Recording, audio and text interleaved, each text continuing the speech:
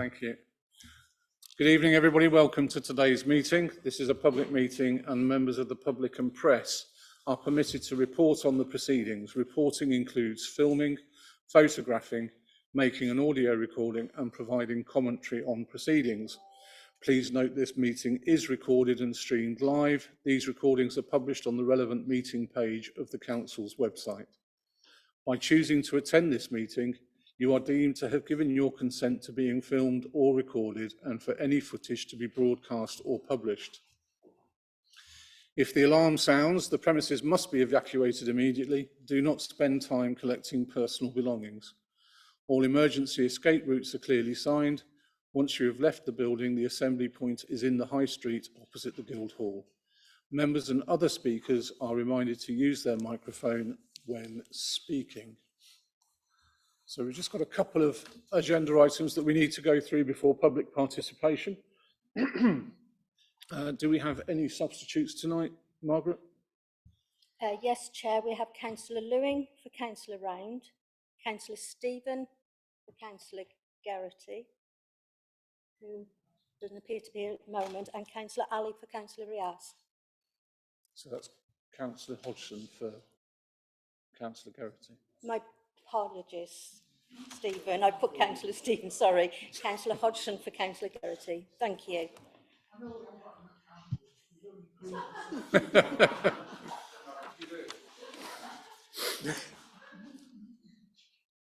Moving swiftly on then, do we have any declarations of interest?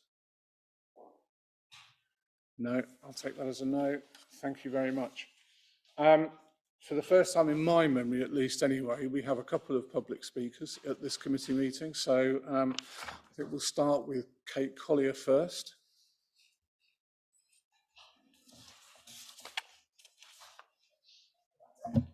Hello, my name is Kate Collier. I'm here to comment on the play plan. I'm a parent of 2 young children in Worcester. I have a professional background in education and play work. I describe myself as an advocate for play. And this journey started when I moved back to Worcester in 2021 and was struck by the poor quality of play provision in our area. I'm here representing my own personal views, but I'm also as a representative of our play campaign group, which is a group of parents and academics and people working professionally in the fields of education and play work in Worcester. So I'm sure you cannot imagine my excitement and my joy when I found out about the play consultation and the play plan. And the first thing we would like to feed back is what a positive, encouraging and forward-thinking report and plan that this is. This is a once-in-a-generation opportunity for children and young people, and by default, all citizens in Worcester. And it is brilliant that the council recognise the rights of all children to play and recreation. That's fantastic, really supportive of that. Think about your own childhood and what it meant to you and what freedom you have. And we have to think about what we're trying to deliver for the children and the future of Worcester. As a play campaign group, we seek to support the work of the council going forward with this play plan. But we also exist to try and guide and challenge what's happening, because we would like the best possible outcome from this, as does everybody sitting around the table. Earlier this year, Nikki Stobbs and Nikki is a senior lecturer at the University of Worcester, and she conducted research on behalf of Worcester Play Council last year. We wrote to all councillors, you'll remember our letters, fondly, I hope, about the play consultation, and to remind you at the time, our key points were the need and capacity for adventurous play in the city and how important that is, the importance of inclusive play areas, and that no child and no family should feel that they are unable to access play or leisure activities in their city, and they should not have to travel to access those things. So that's so important. And also addressing disadvantage and social inequality. And it's so brilliant to see in the plan how much thought has been taken about planning play areas, and that no area of the city should be left behind. So our key feedback from the plan, again, I cannot stress how positive this plan is, and that the work happened so far is so very impressive. A few pieces of feedback that we'd like to be considered going forward. Number one, some inconsistencies within the play plan. So things that we'd like to see whether that could be addressed going forward, if this is a draft, or how this could be amended. Statements such as existing play in Worcester being in a healthy place, when actually it was quite difficult to evidence that from the plan and from the results of the consultation. The inconsistency of the recommendations. There were 21 recommendations in the report, and I think I counted 5 which weren't recommendations but were actually statements, brilliant statements, but they weren't giving us specific actions to be able to move forward. So we'd like those considered and looked at as well. We'd like to raise the involvement of Worcester Play Council as a strategic partner. It wasn't clear how they would be involved moving forward. Our second area of key feedback is looking at our provision and plan for adventurous and risky play. Risky play is given a mention in this report, but I think we'd really like everybody to focus on how key that would be going forward. Sensory play and risky play. So as we go forward into the details of the report, how are we including water? How are we including sand? What are we looking at that's genuinely risky for our children to be able to build their physical skills, their resilience, their problem solving all throughout the city? I'd like to give a quick mention to the Worcester Environmental Group and the Wild About Worcester Way. That's a 12-mile piece of infrastructure which would slot perfectly into the play on the way element of the play plan. So you already have this brilliant piece of infrastructure opened earlier this year. How can we work together with them as a partner to be able to slot in some of that? Starting to get the fear that I'm going to be told my time is up. Nearly there. Third point, there were numerous recommendations which actually reference active travel. Personally believe that's the second most important item on the agenda this evening, but how do we work together with that? So this play plan is going to have to be worked in with the Worcester City Active Travel Action Plan, which currently doesn't mention play or young people beyond school routes at the moment. So how are those things going to be tied together is a comment that... Sorry, Katie, 1 minute, please. Fourth one, and this is the most important, so Nikki's not going to be very happy with me. We need a long-term vision for our children. So the children that we are building for, they're not born yet. They're in buggies on the high street, possibly. So we need to build a plan. What I think is missing from this plan at the moment is a clear vision. What does play look like for a 3-year-old in Worcester in the future? What about an 8-year-old? What about a 12-year-old? So we need to really look at a lifespan of play for children in the city. Lots of talk about teenagers and young adults, and yes, that is so important. But if you are 14 and you are delivered some play equipment or a play opportunity, if you have been deprived of good quality play throughout your entire childhood, of course you're not going to be accessed that in the way that we want them to. So we need to be thinking about the children who are babies at the moment. They're the 14-year-olds we're planning for. So how we can do the best possible things for them. Just going to check my questions.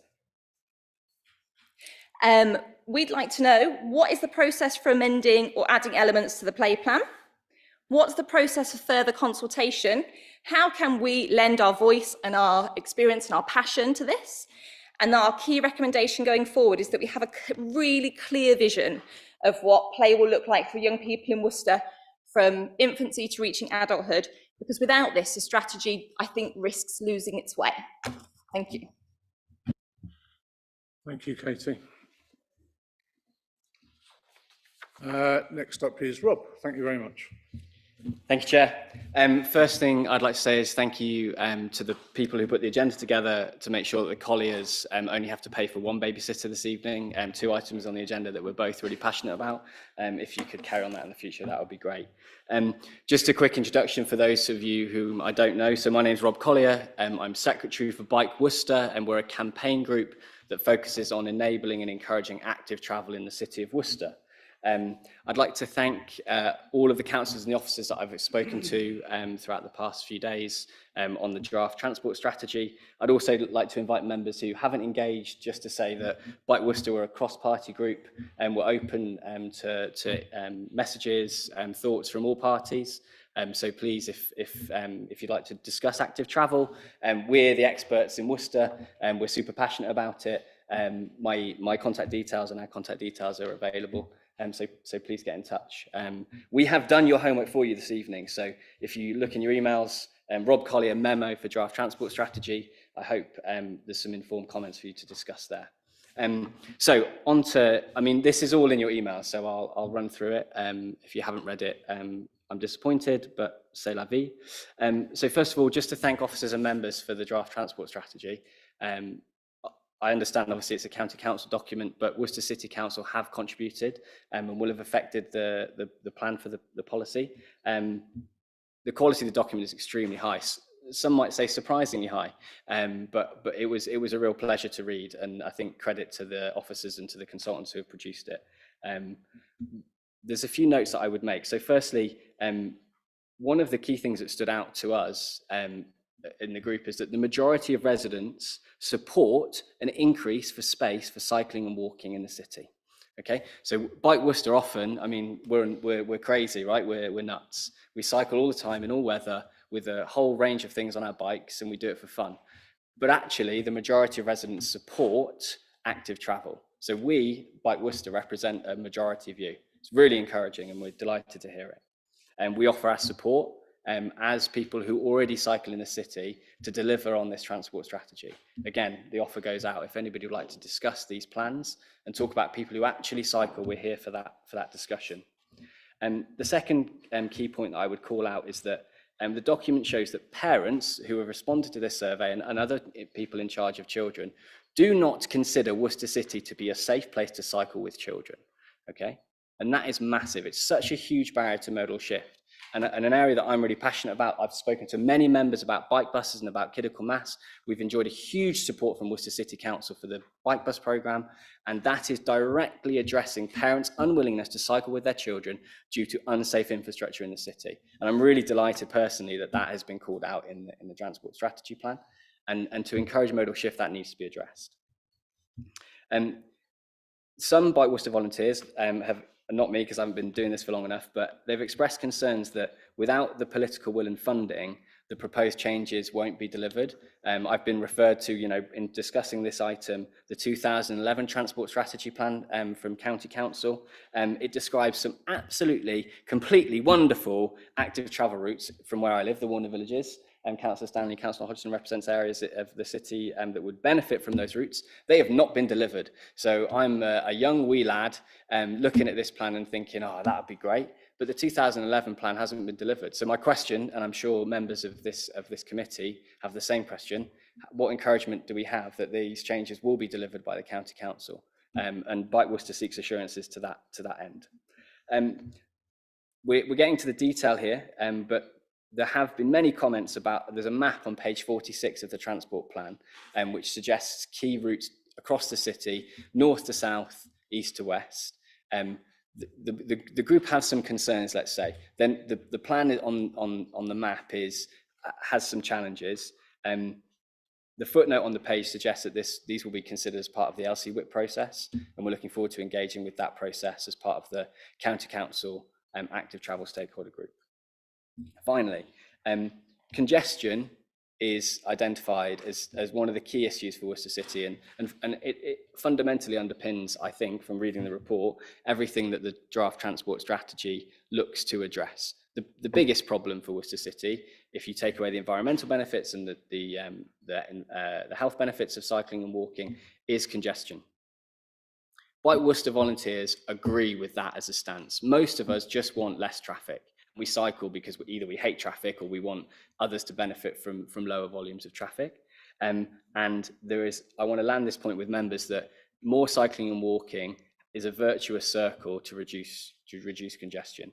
The more people that walk and cycle, the less traffic there is, which means the environment and the experience of people walking and cycling improves, and you get this kind of, this virtuous circle of more leads to more. I'd also like to make the point, and this is pulled out in the draft transport strategy, the role that public transport has to play. And one of the criticisms maybe that's aimed at Bike Worcester, I think a misinformed one, is that we just like cycling, but we don't. We like cycling, we like walking, we like buses, anything that's going to reduce congestion. I've set out some questions in the memo, and I'll quickly run through these because I'd quite like a response, Robin. Sorry, I think we've got your email. I'm going to have to wind up now. You've had just over your 5 minutes. So I'm sorry. Unbelievable. I Do you know. mind? Can I read them out? Yeah. Okay. What is the process for formalising the Am draft I allowed transport to make strategy? a decision? I'm going to say yes Thank you. on this occasion. Thank you. Thank you. Chair. What is the process for formalising the draft transport strategy to a final document? Will the proposed city bike hire scheme, for which Worcester City Council is responsible, incorporate the suggestions for mobility hubs as described on page 46 of the document? What is the proposal for phase 1 cycle routes? How will cycle routes be delivered without affecting vehicle capacity? And maybe crucially, how do the different documents and plans and initiatives fit together? LTP 45, Future Streets, Worcester City Active Travel Action Plan, LC Whitford Worcester City, Draft Transport Strategy, and we've heard the play plan. Thank you. Thank you, Chair. Thank you. And the answer to all your questions so far this evening to both of you is that we will reply to you in writing. But thank you very much for your time, much appreciated. Next to the speaker's podium, as it were, Councillor Richard Oudle. No? Councillor Matt Lamb? No? Okay. Thank you very much, both.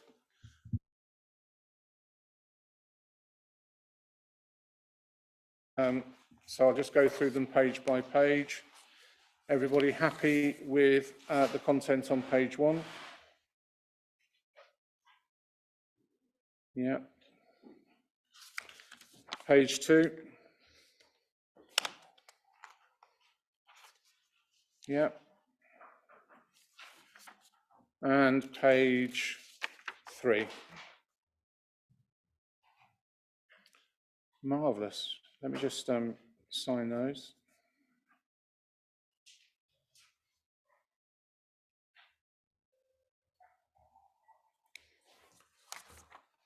Right.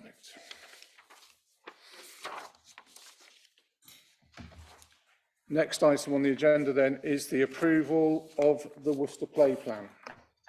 Sian? Thank you, Chair. I'm going to introduce the item. Lloyd's here as well. If we've got any difficult questions, then we'll bring Lloyd up too. I'm very pleased to bring this report to you, Chair, and committee. And those of you who've been on PED for a little while will know that members have been raising for some time the need to have a strategic look at play. And that we as a committee agreed last March, as it happens, that we should do a proper deep assessment of play in Worcester. We started with an identified need, which was as much as anything a spatial need. So we clearly had the evidence already that there was under provision relating to young people in the city. And we could evidence that through the spatial planning process. But we also understood from a number of sources that there was an appetite for more adventurous and imaginative play, as well as a need to keep up in terms of innovations in play. And so we really thought it was time to think about a play plan for Worcester. And the genesis of that is, as I say, partially that, but also recognising that the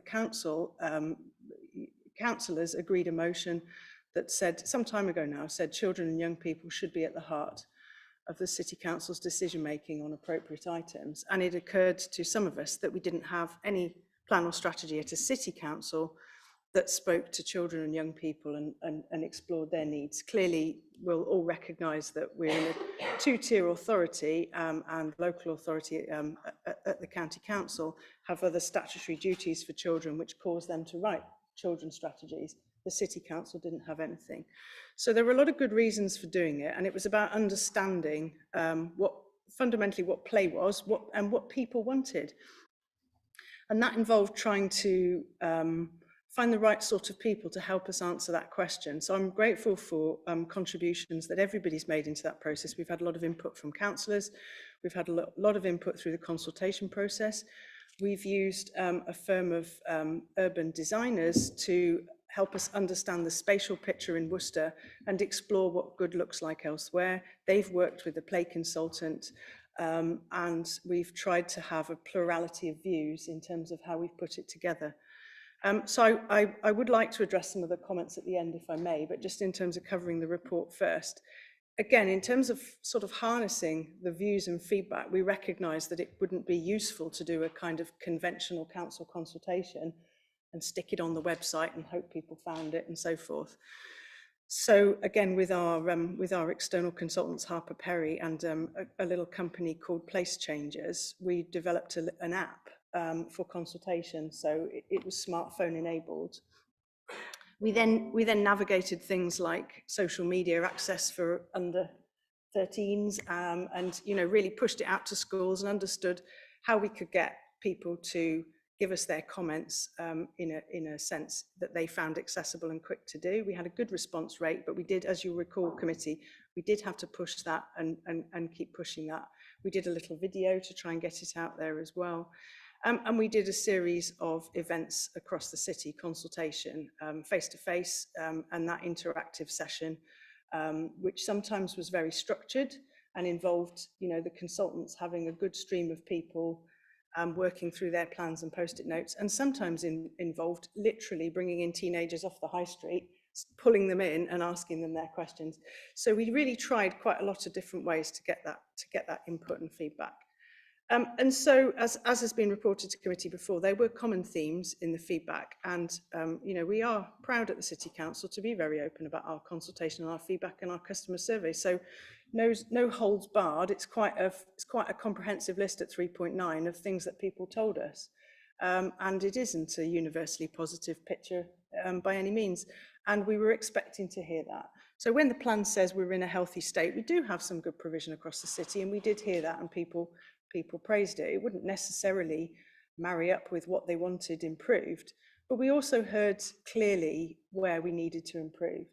And that related to investment in existing equipment, new types of play spaces, not always looking about things through the lens of equipment, recognizing that people access play for different reasons at different ages, and play is, as I've always said, if it's for fun and it's free, it's play. There's so many ways that people look at it, but we were learning that we had been looking at it through the narrow lens of sort of catalogue play equipment, and that's not how users were experiencing it.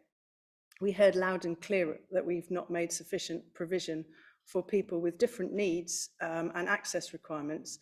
And we've heard about the practical implications that sometimes it was, so we've heard about toilets and parking and so forth, but we've also heard about people needing benches and older carers needing a place to sit down.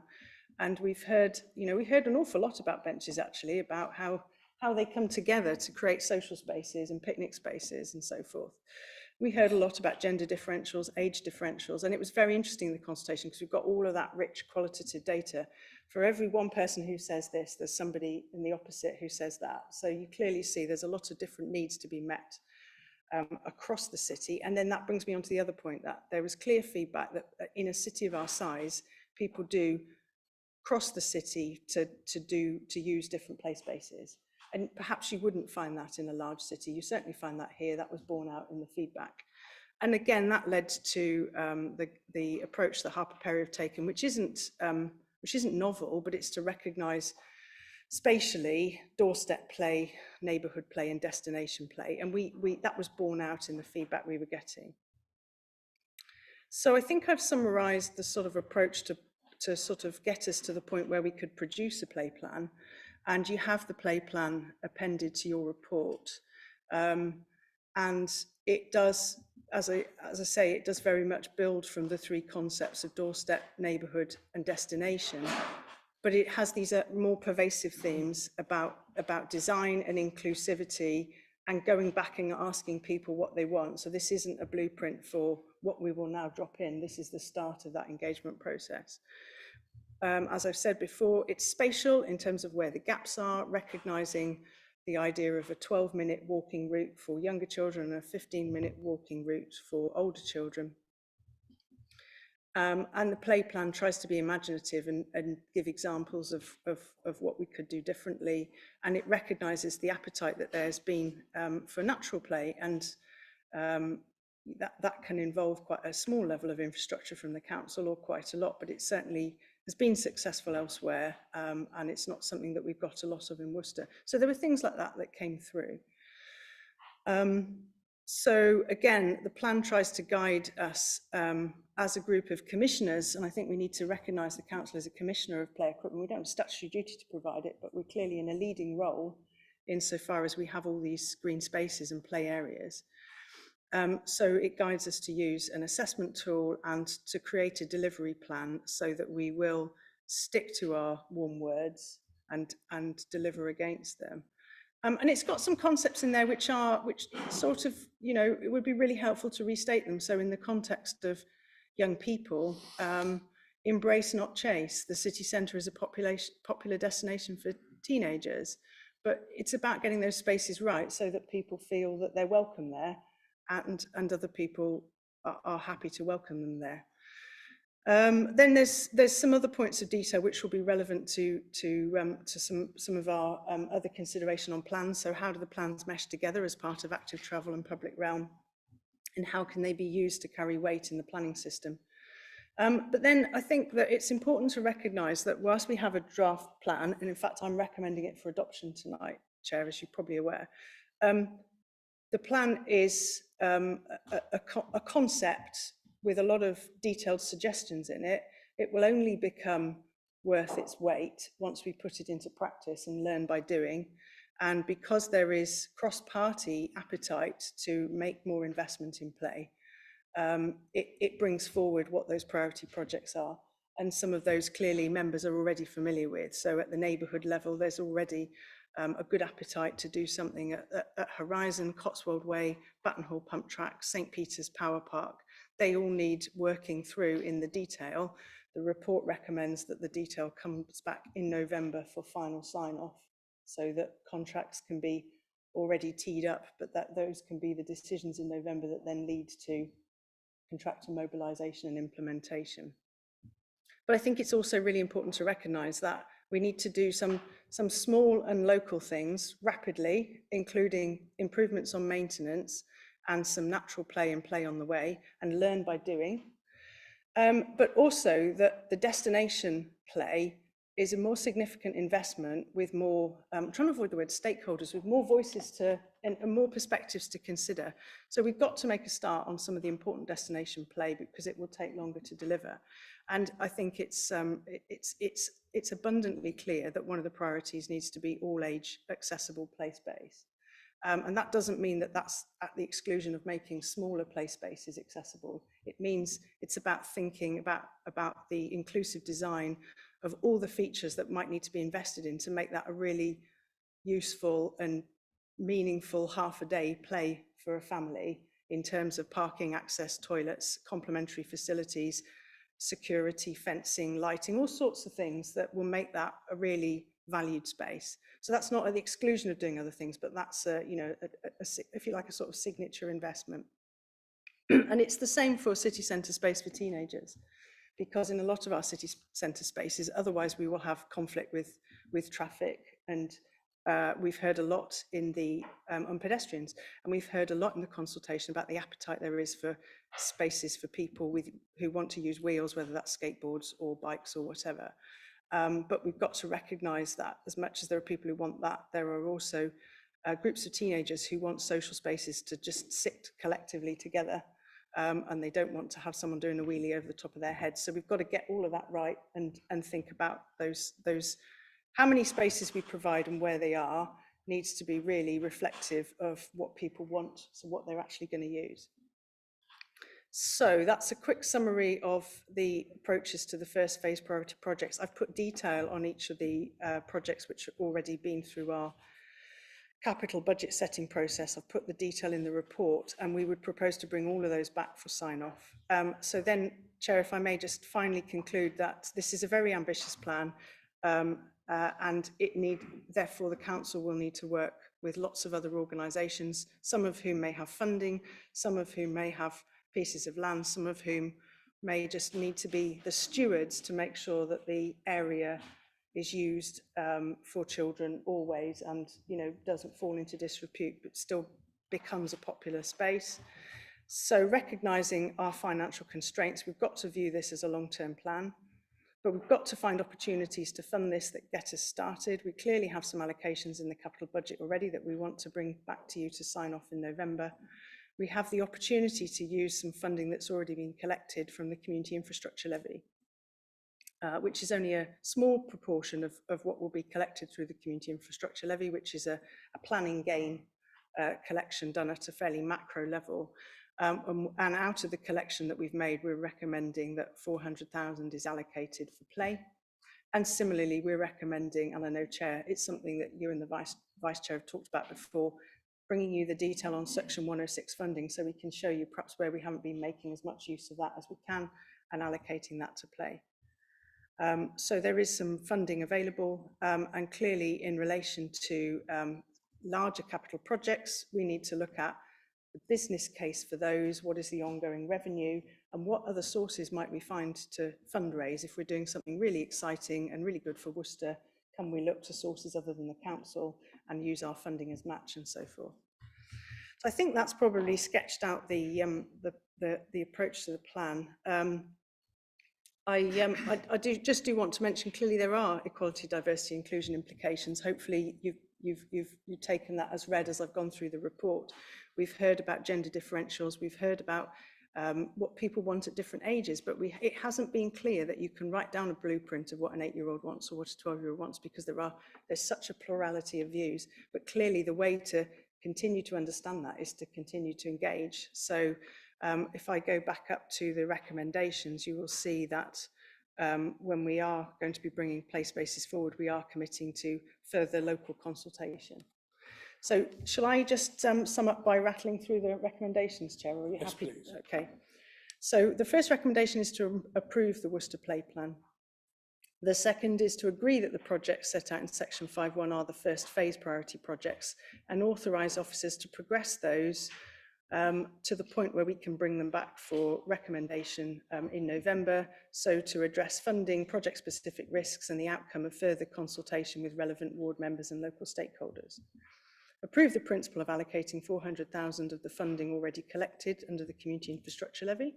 Approve the principle of allocating existing and future Section 106 funding to these first phase priority projects as part of the mapping the gaps. And overall note that we will be back in committee in November to sign off the business case on some of these projects and to show the delivery plan for how this can be achieved over the next 10 years. So that we can make the specific allocations for the first phase, but that members can be assured that there is a plan then beyond the first phase to keep this momentum going. So, Chair, I'm going to stop there and happy to take questions. So I'll open it up to members. But before I do, I know that sounds a bit paradoxical, I'd just like to say how much I've welcomed this plan. As the parent of a disabled child, play has always been important in our lives and it's been difficult to access. So the inclusion, if you like, if you'll excuse the pun, the inclusion of accessible play areas has been very important to me. So I'll open it up to members to ask questions. I've got a few of my own anyway, but yeah. Councillor Stanley. Chair, thanks very much. The report, more than happy with. I mean, there are ongoing conversations that will take place during the coming days and weeks, and hopefully they will reach a satisfactory conclusion when they return to their parent committees. The one point I would like to make, and there's a really startling statistic here, 18% below required hectareage for children's play provision would be something of concern. 86% below for youth play provision is well, to put it bluntly, just not good enough, is it? And one of our key responsibilities has got to make sure that you know, these things will take time. They're not going to happen overnight. But whether or not, you know, as members we're on this council for 4 years, 5 whatever, or 20 years, it is absolutely beholden us to move this forward at every available opportunity. The one question I would ask, and it's you've kind of alluded to it, we've spoken about channels of communication, if you like, towards those people who are directly impacted by what we're doing here, particularly young people. How confident can we be that those dialogue is going to last the test of time? You know, because I think it's really important, not simply with this, but with the many things that we do as a council, that we reach out to people who have hitherto been, because we have probably not been good enough in terms of the methodology we've chosen to actually do the job. Now that we are doing that, how confident we can be that's going to be embedded in there to the dialogue. Through you, Chair. Yes, thank you for the question. The consultation was interesting and it was challenging. So, for example, doing the sort of flash mob in the parks, you know, there wasn't that much feedback, and perhaps people will respond differently when they've got the time to stop and reflect and think about it, as opposed to being doorstepped. Dragging people in off the high street and asking their views was helpful because you could build a rapport and talk them through things. The community engagement team have done some good work in terms of very local engagement before we've invested in a particular set of play provision by knocking the doors and talking to people. So taking a hyper-local sort of neighbourhood approach, it can be done. But the thing that we've learnt on some of the projects, in fact, we've seen it on the Rising Festival, engaging with a cohort of young people, is that they change and move on and their priorities change. So you're probably always engaging with a slightly different cohort. One area where I know members probably already were, where we were a bit disappointed with where we got or didn't get, was getting a dialogue going through schools. And we didn't get much feedback from schools, hardly any, even though some of our officers approached and went into schools. So there's clearly more to be done there, and we will have to do what we've done before. So if we're doing a piece of big investment, we will have to try lots of things. And if we're doing something local, we will have to make sure that we've knocked every door, as well as making sure that we invite a kind of consultation stakeholders database and we keep those people updated. I mean, people have, through the place changes consultation, been asked the question, do you want to be retained for consultation on this in the future? And they have said yes or no. So we have that database, but as I said, its currency will need refreshing. Thank you, Chair. Really good to see youth provision getting a high priority. It's one of the things that I first noticed when I came on the council, when I got that statistic, So I was wondering, we've got a statement at the end of point 1.2 that talks about consultation with ward members and local stakeholders. And then further on the point itself, it talks about consultation with the local community. So those are the same people, are they? Or are the stakeholders a different group? Thank you, Chair. Yes, and I'm not keen on the word stakeholders. I apologise I've used it. I suppose that the challenge is sometimes you don't know who the stakeholders are until you are dealing with it at a very local level. It will always be the ward members, and then who else is relevant for that particular issue. So if somebody wants a skateboarding area that's right next to somebody else's large building or asset in the city centre, then they become a stakeholder. In other areas, it could well be the local residents or the parish council. It will always be people who have a genuine interest in play. And we just need to keep that channel open through our website and through social media feed, in terms of, we're going to be asking you, get your views in here. So I guess in that regard, it's a bit of a catch-all phrase. Quickly, thank you. So you probably remember that the Warndon response to this play consultation was extremely disappointing, even after more prompting and even door knocking, hardly any.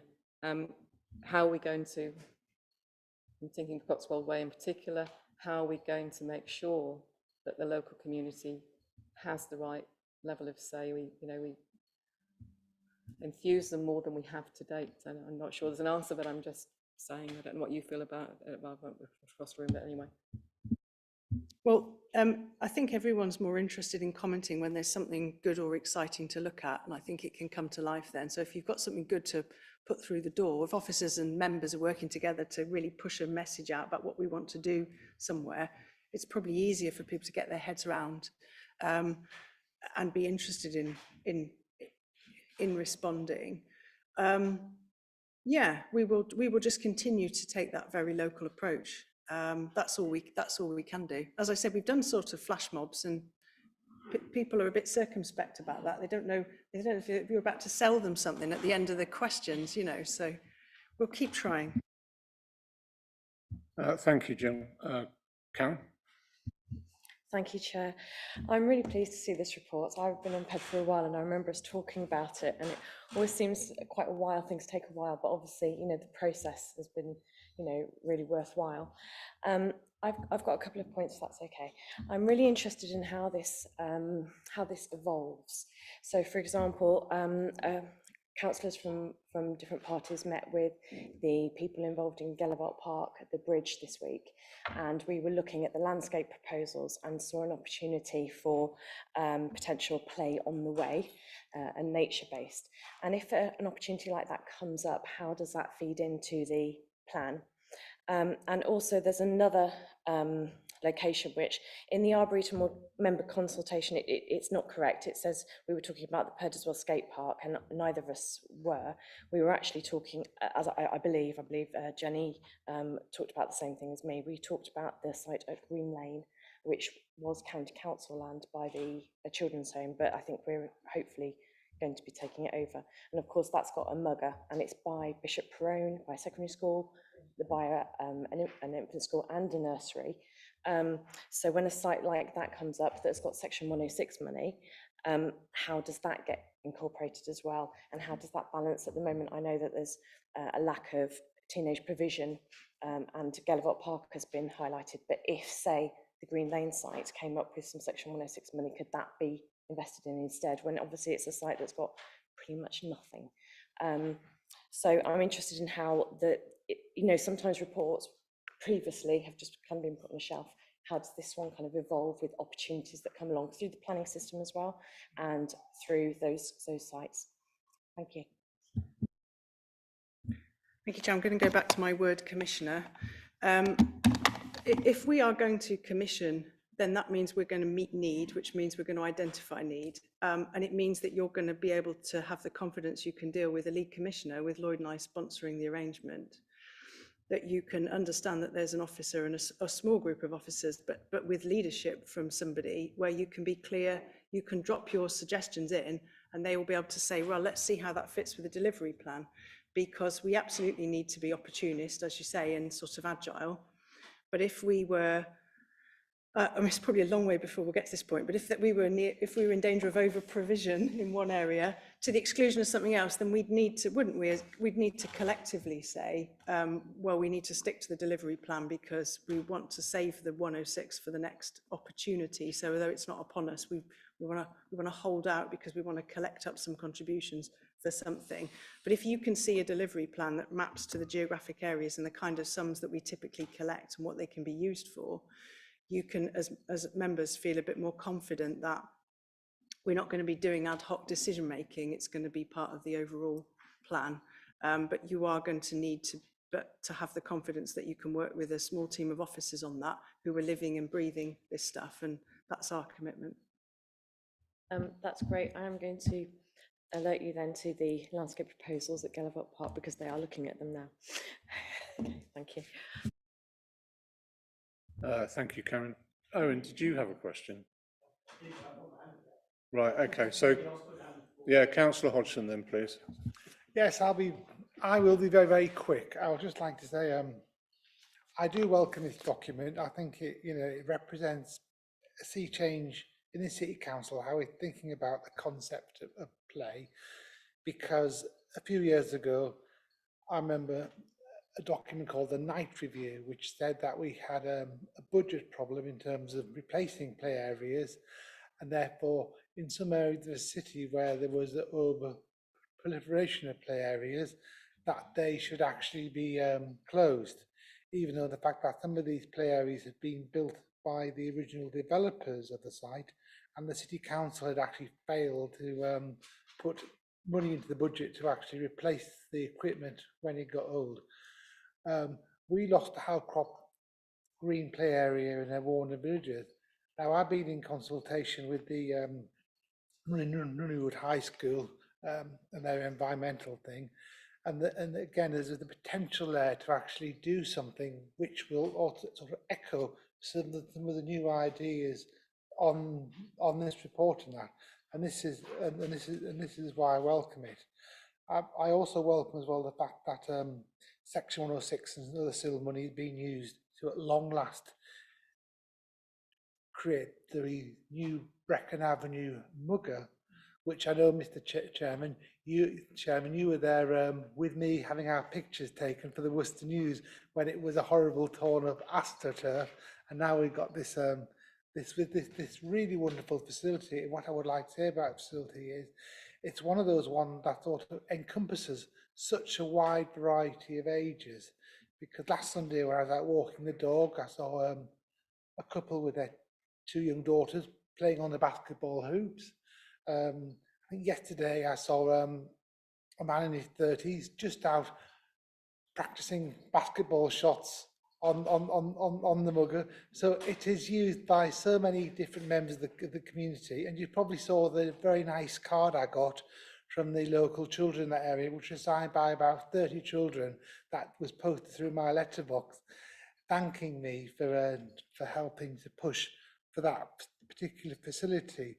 So, you know, what I would say to actually conclude, it is very important that we do develop facilities of this type across the city, that obviously they're based in areas where they're actually needed, where the gaps are that have been identified in the report, not because of which local politician shout the loudest. It needs to go on, you know, where the actual facilities are actually needed and that. And yeah, I look forward to seeing these new facilities come across around the city over the next few years. Thank you, Councillor. I've got Councillor Petrovsky, Councillor Gregson, Councillor Ali, and then Councillor Cleary. Thank you very much, Chair, and thank you for compiling this very detailed report. I have a quick sort of observation before I ask my 2 questions, and the observation is that on the place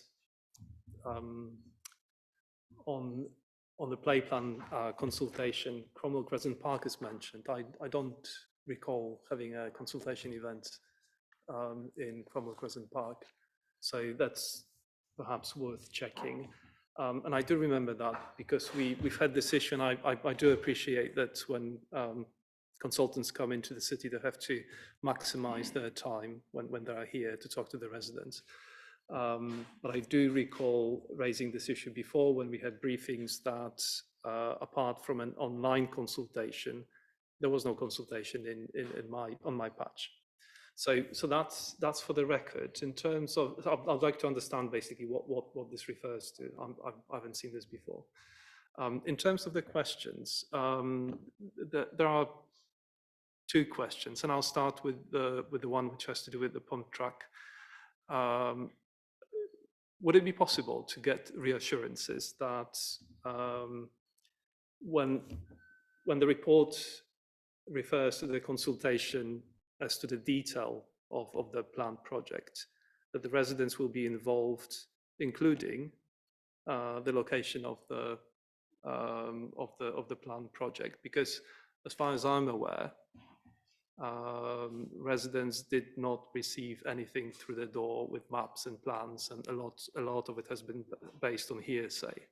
So if it's possible, I would really welcome receiving assurance that the consultation period, which is suggested between now and November, will include conversations on the doorstep with the residents in St. Peter's. I'm saying this not only because of, obviously there were people concerned about the location because of where they live, but this council has invested significant amount of money in the Dogbrook area not that long ago, which has been shared by the Wildlife Trust as one of the success stories. So due to the proximity of what I understand to be the proposed location, I think it's really important to take that into consideration. Should I wait with my 2nd question until I perhaps get an answer to this one? I'm presuming Lloyd might be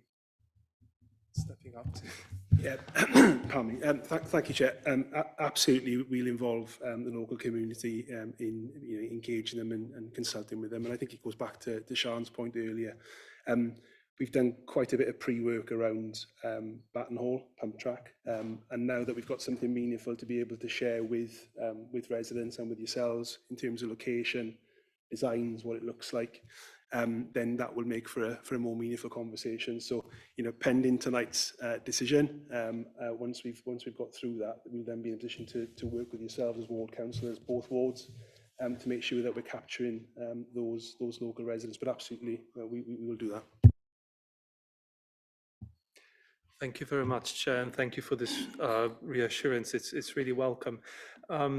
My second question is about the scale of involvement with, and I'm not sure what to call them now. I'm mindful of my language. I'm trying to come up with a alternative phrase for or word for stakeholders, people who have interest in whatever it is that we are discussing, community partners, stakeholders, whatever. So what was the involvement of the consultants who came up with the plan, helped us to draft it with the local stakeholders? And what I mean by that is not only having a drop-in sessions, drop-in events, but more targeted consultation with disability charities, community interest communities who would understand and represent local residents who have perhaps issues and concerns or perhaps suggestions around accessibility of play areas. So, and the reason I'm quite sort of, I understand we have to use consultants, but I'm quite suspect as to how well we spend that money on consultation, because in my personal view, that's not necessarily value for money at times. So I'm not suggesting that this is the case, but I would like to get reassurances about who and to what extent from the local specialist charities working with children, with young people, with people with disabilities have been consulted. Thank you. Through you, Chair. Thank you. I think it's a very fair question. I don't know why I'm fighting shy the word stakeholders. It just doesn't do justice to people's opinions, does it? Stakeholders. What I would say is that we do have, again, stakeholder databases where we have our reference points about contacts and organisations, and we use those. We did get some feedback from individual groups and individuals, which demonstrated that our message had reached, but we didn't get as much as we would like.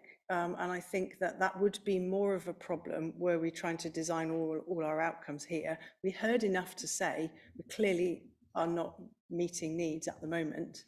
So it's about making the next round of consultation like a really proper two-way conversation that is structured and properly accessible for people, that fits in with their lives and their requirements. It's not the only pass we had at it. In terms of who did the consultation, it was a joint effort between the external team and council officers. So a lot of the walking about and face-to-face was actually council officers. But yeah, I mean, I felt that and in terms of, if you go in and look at the granular comments that we've had, we clearly have reached people who had something they wanted to tell us. But in terms of being able to say all the groups saw it and responded, I can't give you that assurance. Scope were going to come and talk tonight, weren't they, Robin? But they were unable, and as you probably know, they have a national campaign, Make Play Fair. Yeah, I think that's, yeah. Yes, but it's the same as the discussion we had in respect of access in particular. It's the same as the discussion we had in relation to the Changing Places toilet. We had enough feedback to be clear that our choice of location was a suitable one. But then in terms of launching it and being sure that everyone's happy with the parking and the lighting and everything, it's about going out again, isn't it, when you've got the facility ready? So it's definitely not a closed door, and we will need to do more. Thank you both. Councillor Gregson. Thanks, Chair. And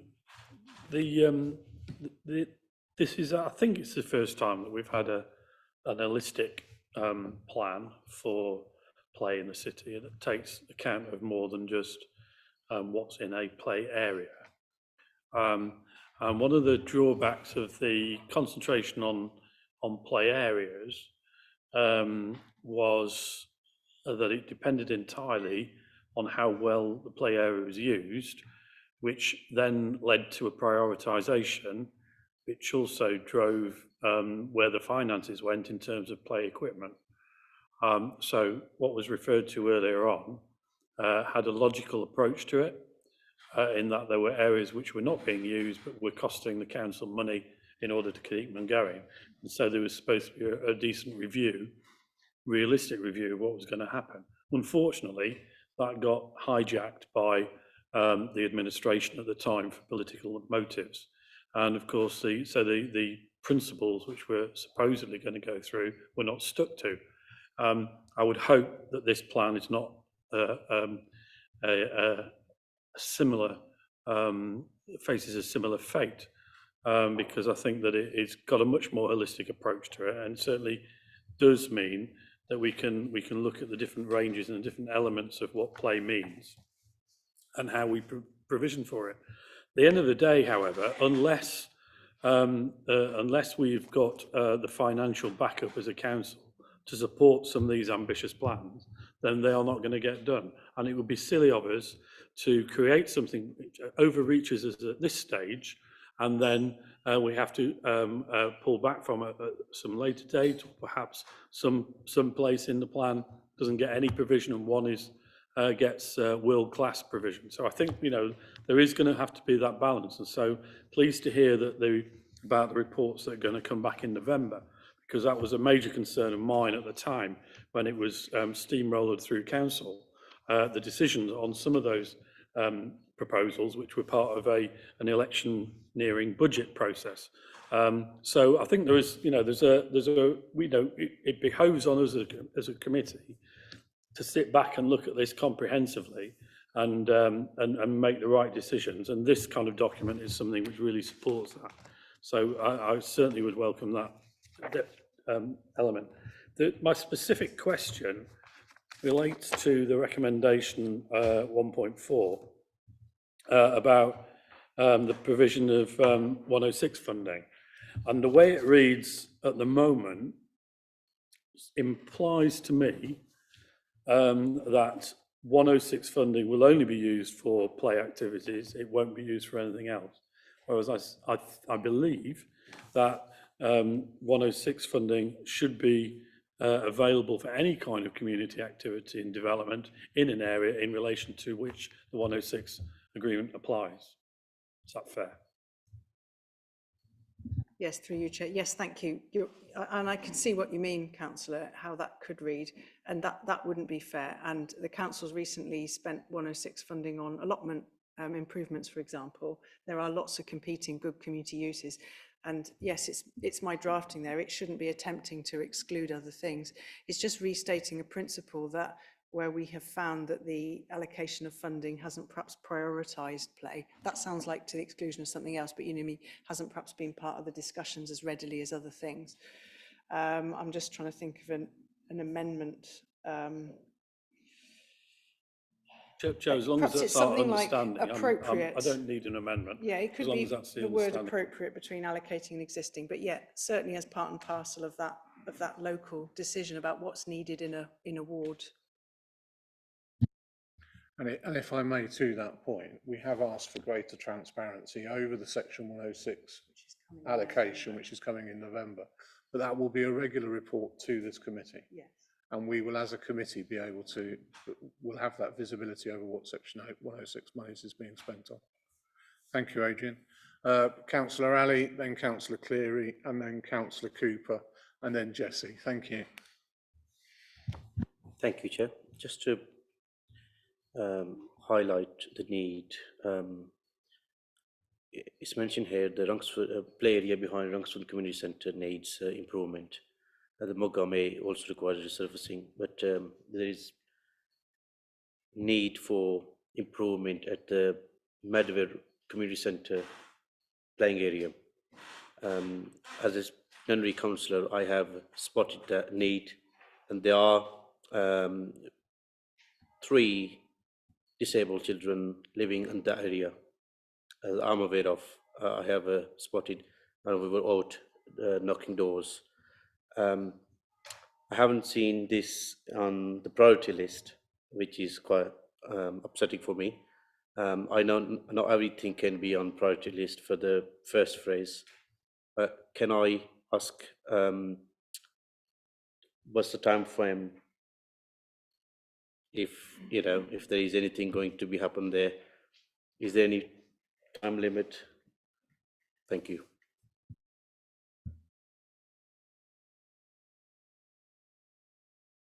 What's the time frame for moving on to later phases? Yes. It's hard to say at this point, because some of the projects will be clearly sort of a task and finish type approach, fairly significant investment like the pump track and so forth, but we'll be able to commission the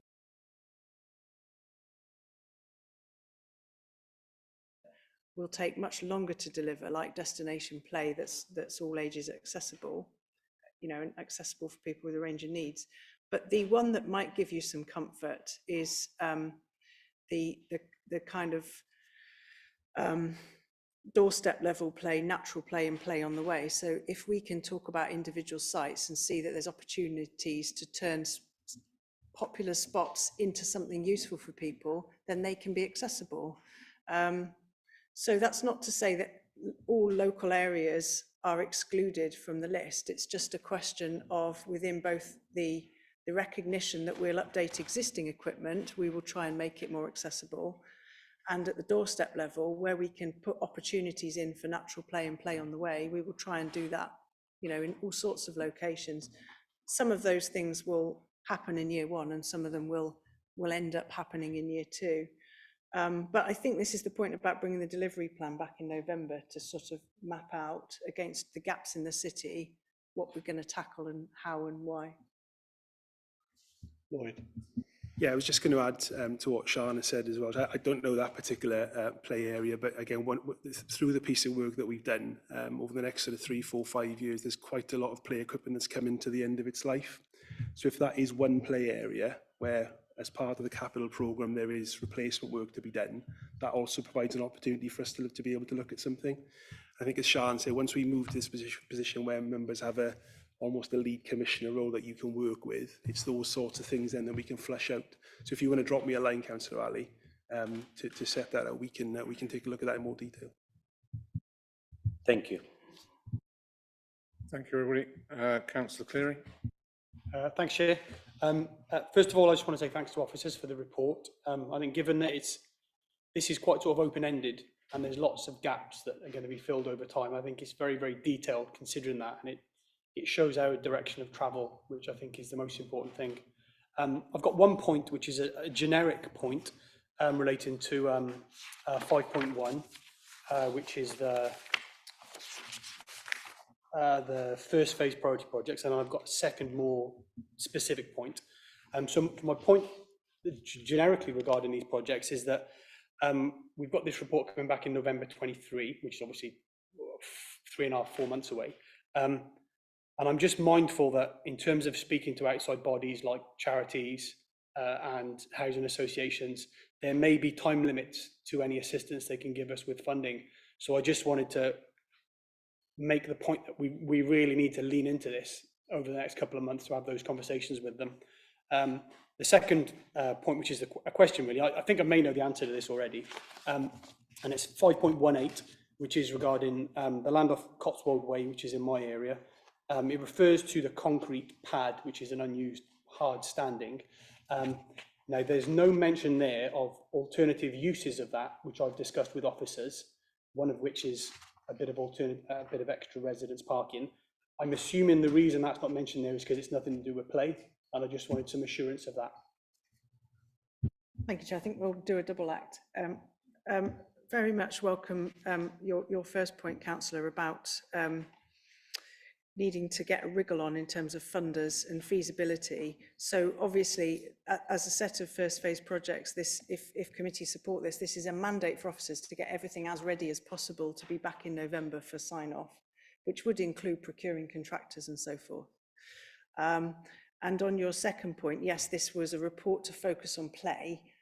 We have a budget allocation that addresses several things. I don't know, do you want to add anything on that, or should we? It's something that will get explored in the detail of the business case, isn't it? Yeah, so the potential use of the hard standing for car parking is, you know, it's not part of this report, as Sian says, this is play focused, but that's not been lost as part of the wider project.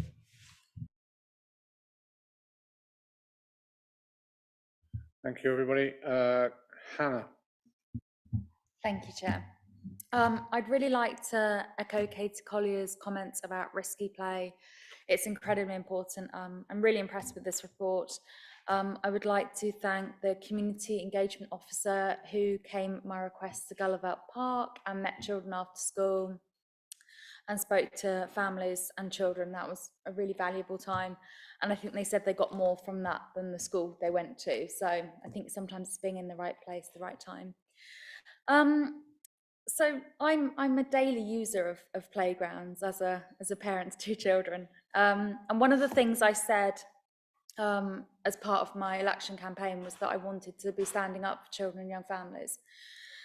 And today I was in the playground as usual, and there were 2 children at the top of the monkey bars, and they said, Hannah, when is this going to get fixed?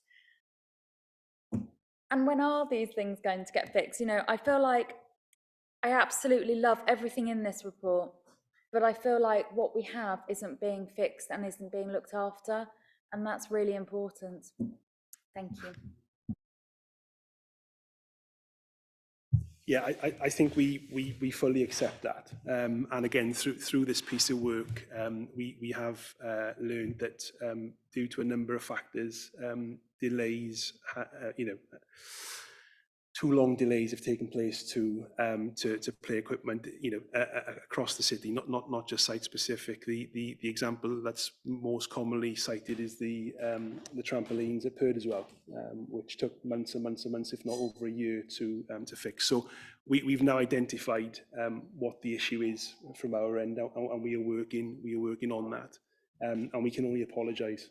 So yeah, we accept that, and we're working hard to try and rectify the situation.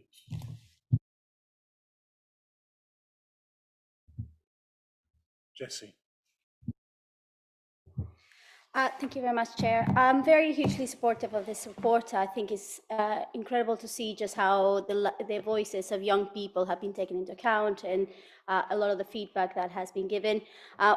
One of the questions I have is about how we can link this to bringing more visitors into the city, so that this is not just an activity for spending money, but also attracting more revenue. I used to live in London, and London is very good at promoting itself, but actually the reality of living there is that you're often in a crowded tube, in crowded parks. People can't really go to affordable places, and a nice sign on the underground with the words "Come to Worcester" would actually be very appealing to a lot of London families. So I wonder how much are we thinking about promoting the beauty of this city, not necessarily because we have a lot of equipment, but also because we have beautiful green spaces. We could be bringing families for the weekend, bringing people to our high street, spending in our businesses, and whether there is any room for consulting with businesses and see how this could be also a beneficial business exercise for the city. Chair, I'm going to tackle the play bit, and I'm going to defer to my colleague in terms of tourism. Yes. In terms of the play bit, one of the things that we heard that was so obvious when you think about it was that people liked having an interactive map of play areas. And we don't have that. And I remember moving to Worcester and looking at play areas because that was part of my life at the time, and it not being easy to do. And actually in a lot of councils, a local authority is only one provider of play equipment, particularly in a 2-tier area, but we have a responsibility to celebrate what we have. And another good reason why it's really helpful to have an interactive map is if you're someone who has to plan your trip because you have to think about accessibility things, it's really important you can plan ahead, and it will make all the difference between whether you have a decent day or you don't. And, we heard lots about how people liked place changes. It's not that we would use that going forwards, but can I use brand names? A Google type interactive map that shows you what you've got. It just seems really obvious and modern, doesn't it? And we don't have that, and that would be relatively inexpensive to do. In terms of turning that into something that works for people beyond Worcester, I'm happy to say that's above my pay grade. But I think once we have a set of assets to celebrate, clearly it is part of why it's good to come and have a weekend in Worcester, isn't it? But I don't think at the moment, in fact, I'm afraid to say that, again, the detailed consultation responses demonstrated that we do have people travelling out of Worcester for that half-a-day destination play. We heard that loud and clear. So, yeah, we'll get ourselves in order and then we'll celebrate. Thank you. Well, there's only one person left above your pay grade, and I think that may well be me. It's a really, really good and a really interesting point, and I'd not really thought of this as part of an overall visitor attraction element. So it's a really, really interesting point, well made. I'll do the negative bit first, if I may, and that is that we have in the past through the LEP spent quite a lot of money on Visit Worcestershire and advertised in all sorts of spaces. Unfortunately, the cost of advertising, you mentioned the Underground, for example, and I know that was just an example, but the costs of advertising in such places are almost they are completely prohibitive, really, in reality, in terms of how much it costs to find advertising space in such locations. However, having said that, I think the point you've made is really, really good. And I think we need to now take that away as officers and look at things such as our Visit Worcester website and our Visit Worcestershire website and see what we can do to add a different dimension to it, which includes not just the normal visitor attractions, but a much more family-centered approach to visiting the city. I think some of the things in the plan we probably need to get implemented before we've got a good offer. There's nothing, the only thing worse than not having it is promoting it and then not having it, and you get disappointed people when they arrive. So I think, we need to get some of the success under our belt. But I think it's a really, really good point, and some of the things we've talked about can absolutely complement what we would call our more mainstream visitor attraction areas. So thank you for making the point, and we will pick it up. Thank you. Thank you, David. And I've just got a couple of questions of my own. Sorry, Hannah, I hadn't noticed, so I do apologise. Thank you, Chair. I just had a very quick point on what Sian was saying about an interactive map. There are already apps called like Playground Buddy and things like that, where users can upload photos and list all the facilities that are available. It's just lots of photos of broken play equipment on them at the moment, but that exists. So don't feel you have to spend money on reinventing the wheel. Thank you. Tom. Thank you very much for giving me just a moment. I think I'll go back to this unfortunate term of stakeholders. I think we're actually fortunate. I'm being sort of. The reason I mention this is a lot of those things that we say would be nice to consider were actually included in Mrs. Collier's brief that we've read. So we do have best practice and people within the community who are interested in creating something slightly different and more attractive. The kind of place that's based around well-being, which play is a part of. So I think it's almost a cheat sheet in the sense that there's lots and lots of interesting opportunities, including marketing, play, and communication around the play area. If we listen to local communities closely.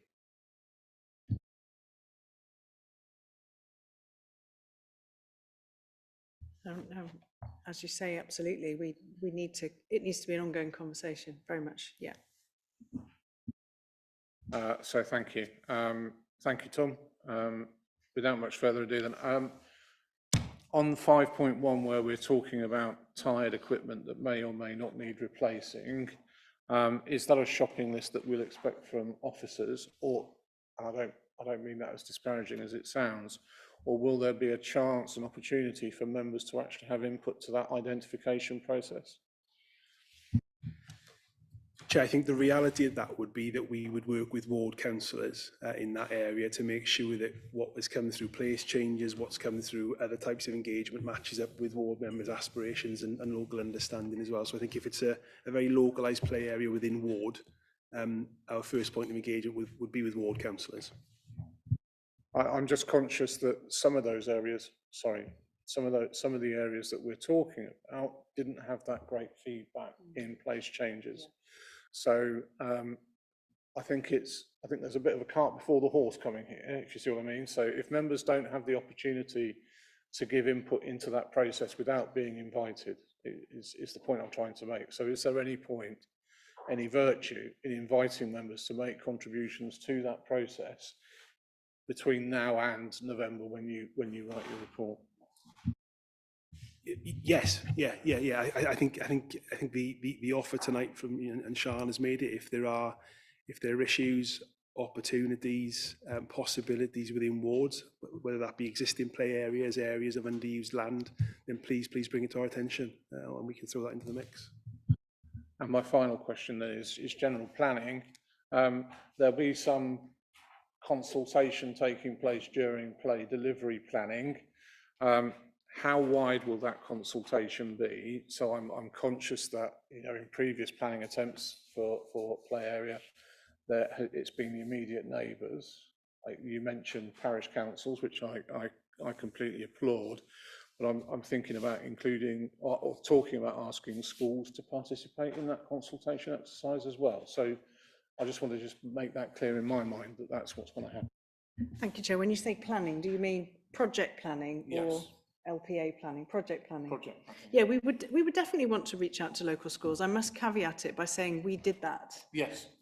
And we really did that, but we drew a bit of a blank. But we will do that again, and we're very happy to share our stakeholder list and check that members are happy we've covered all bases. Absolutely, we want to be very transparent about that. So we will try and involve local schools. We put you probably know, but we put a laminated, you know, QR code on play equipment and ask for feedback. We will do that again. Again, it wasn't rich pickings, but we'll keep plugging away. Thanks for that clarification. So I'm going to try and read the mood of the committee. Are we happy to take all of these recommendations en bloc, or would you like me to take them one at a time? All in one block. Thank you very much. So all those in favour of recommendations 1 through 5, please indicate. That looks fairly unanimous to me. So yeah, I won't go through the no's and the abstentions then. Thank you very much, members. Thank you, Lloyd. Moving swiftly on, if you excuse the pun, to the draft Worcester City Centre transport strategy. Councillors. Do we need to declare interest?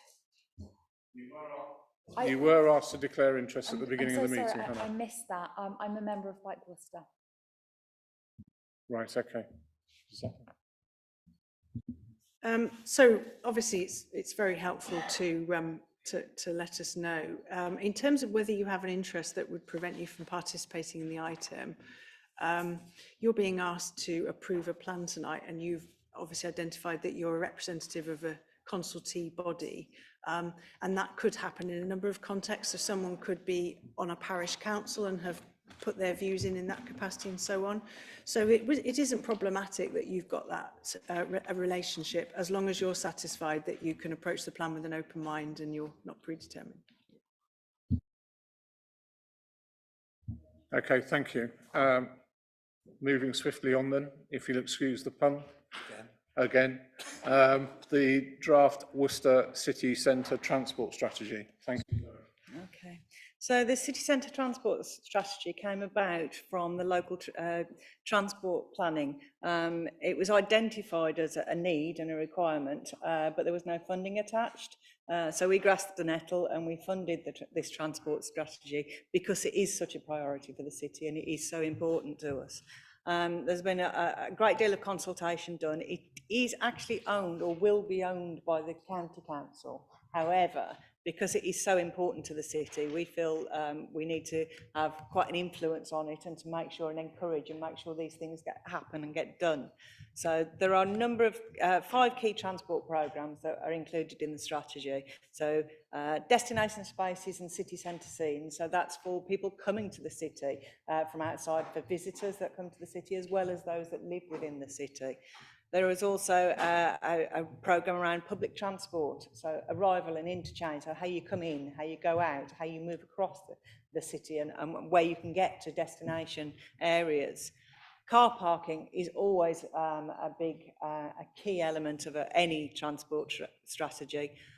Network management, so how we manage our transport network, how we make sure that if we have cars, if we have buses, if we have bikes, how they all work together effectively to move people in and out of the city and around it as a place. And city centre cycling. We are looking desperately to improve our air quality for the city. We want to encourage new modes of transport. We want to encourage as many modes of transport as possible. So we don't become car reliant, we don't become bus reliant, we don't become bike reliant. We have everything. We have opportunities for all of these activities. As I say, it's a 20-year strategy, so it won't happen overnight. It is owned by the county council, but we will continue to encourage, engage and try and move things forward as soon as possible. It is a key priority for us, and I'm sure it's a key priority for the county, and we will work together as much as possible to get this moving as quickly as possible with all of those programmes and projects within it. So what we're requesting is that you'll endorse the strategy that's provided, and that we can then urge the county council to move forward as soon as possible with all of this activity. David. Thank you. Thanks, Zoe. I'd like just to add a reference to paragraphs 2.5 and 2.6 with regard to air quality. As has been mentioned, and as says in the report, the city was designated as an air quality management area in 2009, and this was extended to cover the whole of the city in 2019. Since that time, legislation has moved on significantly, and I'll just move on to paragraph 2.6 and make reference to the point that we have legally binding long-term targets set out in the Environment Act 2021. The achievement of these targets are a responsibility of the City Council and also a responsibility of the County Council. The local air quality management framework published in April 2023 sets out clear powers, responsibilities and actions that the government expects local authorities to take, as I've said in paragraph 2.5, and that refers both to us and the County Council. And I think the expedient progress of this strategy will be absolutely critical in us delivering our statutory responsibilities with regard to the improvements in air quality that we need to make. So that's not to belittle any of the other aspects that we've talked about around reducing congestion or improving well-being and amongst people, and I also believe improving the economic vitality of the city by implementing some of these things. But I think it's important to point out that when it comes to air quality, it's a legal responsibility, not a nice thing to do. Thank you. Right, thank you, Zoe and David. Does anybody have any questions, points they'd like to make on this report? Adrian. Yes, thank you, Chair. I just need to declare an interest in the report since the economic supporting evidence refers to St Anne's on the Sea, landscaping and public art. And as it's my hometown, I happen to know that it's rubbish. The LTP 2017 to 2030 was a plan for 13 years. We're now in year 6 of that. This particular city centre transport strategy has had the gestation period of something like a small elephant.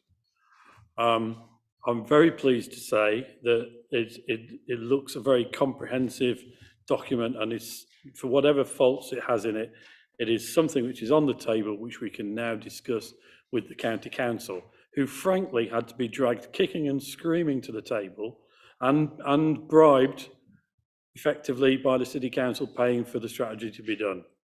But we did it, and we're very pleased to say that that's where we are now. And there are only 3 people in the room, and on the councillor side, who were here at the start of this process, and 2 of them are sitting over there. You know, it's difficult to overemphasise the excitement that one might feel having this finally done, when all it was a blank paragraph in a very important, wide-ranging county strategy.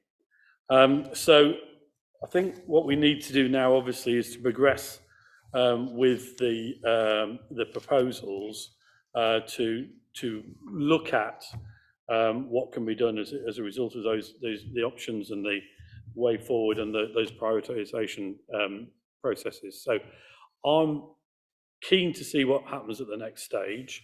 I hope that we can rely on all members of the City Council to keep up the pressure on the Highways Authority and to work with the Highways Authority in order that we improve the transport situation in Worcester City Centre, which, after all, as the economic driver for the county, is the key place which needs to work properly for the rest of the county to work as well in terms of its economy, its business, its tourism, its residential, it's everything.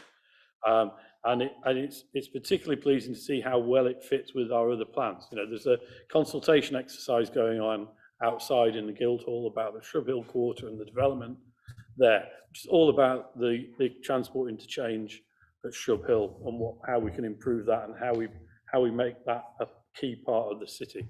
There's so many other things going on that this was a complete gap, and we now have the ability to fill that, to address the issues, and to finally get lorries off Croft Road car park.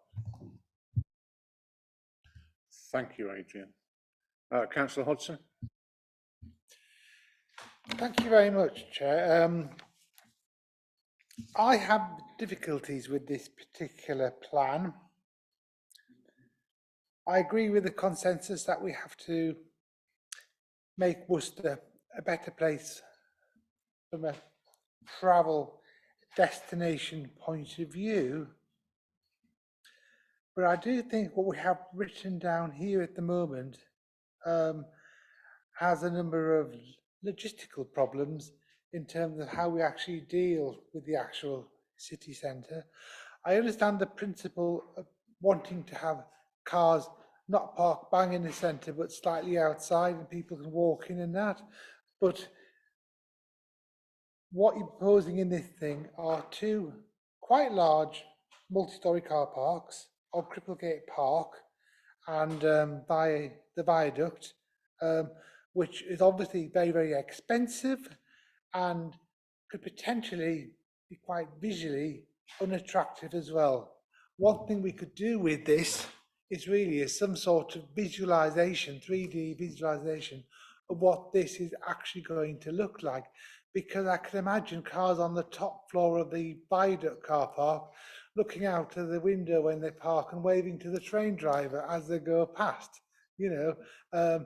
I mean, you know, the high is a nice visual feature from the river and that. Its view could well be blocked by this particular car park. The Cripplegate Park one as well. Again, it's a public park where people can enjoy, and having vehicles in there is not particularly going to, is a positive thing from that perspective. I am concerned about people with disabilities and people struggling with walking, because if we're going to close some of the car parks nearer the city centre, that is going to make them very difficult. I noticed there's a picture on there of somebody by the fire station pushing a wheelchair. I hope they haven't had to push it all the way from the car park by the viaduct, because that's a long way to push a wheelchair up a hill and that. I also have to look at the point of view as well of delivery vehicles making grocery delivery and other deliveries into the centre of Worcester. Having worked for a number of distribution companies during my career, I'm well aware of the problems you have in terms of delivering Worcester because of the layout of our actual main high street shops with the shambles behind the high street. That can cause a problem. I can remember when I was working for a company that had the contract to deliver to Elf on shambles when it was Jones the bookmaker, and the vehicle arrived slightly late. It was late in traffic, so it had to park by the old co-op building on Trinity thing, and the driver had to push about 5 or 6 roll cages of shoes all the way down the shambles to get to the shop. So delivery that would have taken 20 minutes ended up taking over an hour. So we do have to think about that from the perspective of our retailers as well. And finally, I think some of the renders of what the streets would look like in terms of road capacity. I know there's a fashionable trend to take out road capacity in aid of pedestrians and cyclists and that, but some of these roads are not just quiet street. Some of these roads are actually main arterial roads. So for example, when you get across the only road bridge in Worcester and you go past the rectifying house, you're definitely going to need more than one lane available for traffic. Otherwise, that is going to cause a serious problem, especially when we have a race meeting or a cricket match across the other side of the river. So I do think there's a lot of considerations got to be made into this particular report because it is flawed. And to be honest with you, on section 10, where it says the comments from the county council, I think their comment is going to be saying an interesting report, but please come back and think again, because at the moment this is not really serving Worcester the way it needs to serve.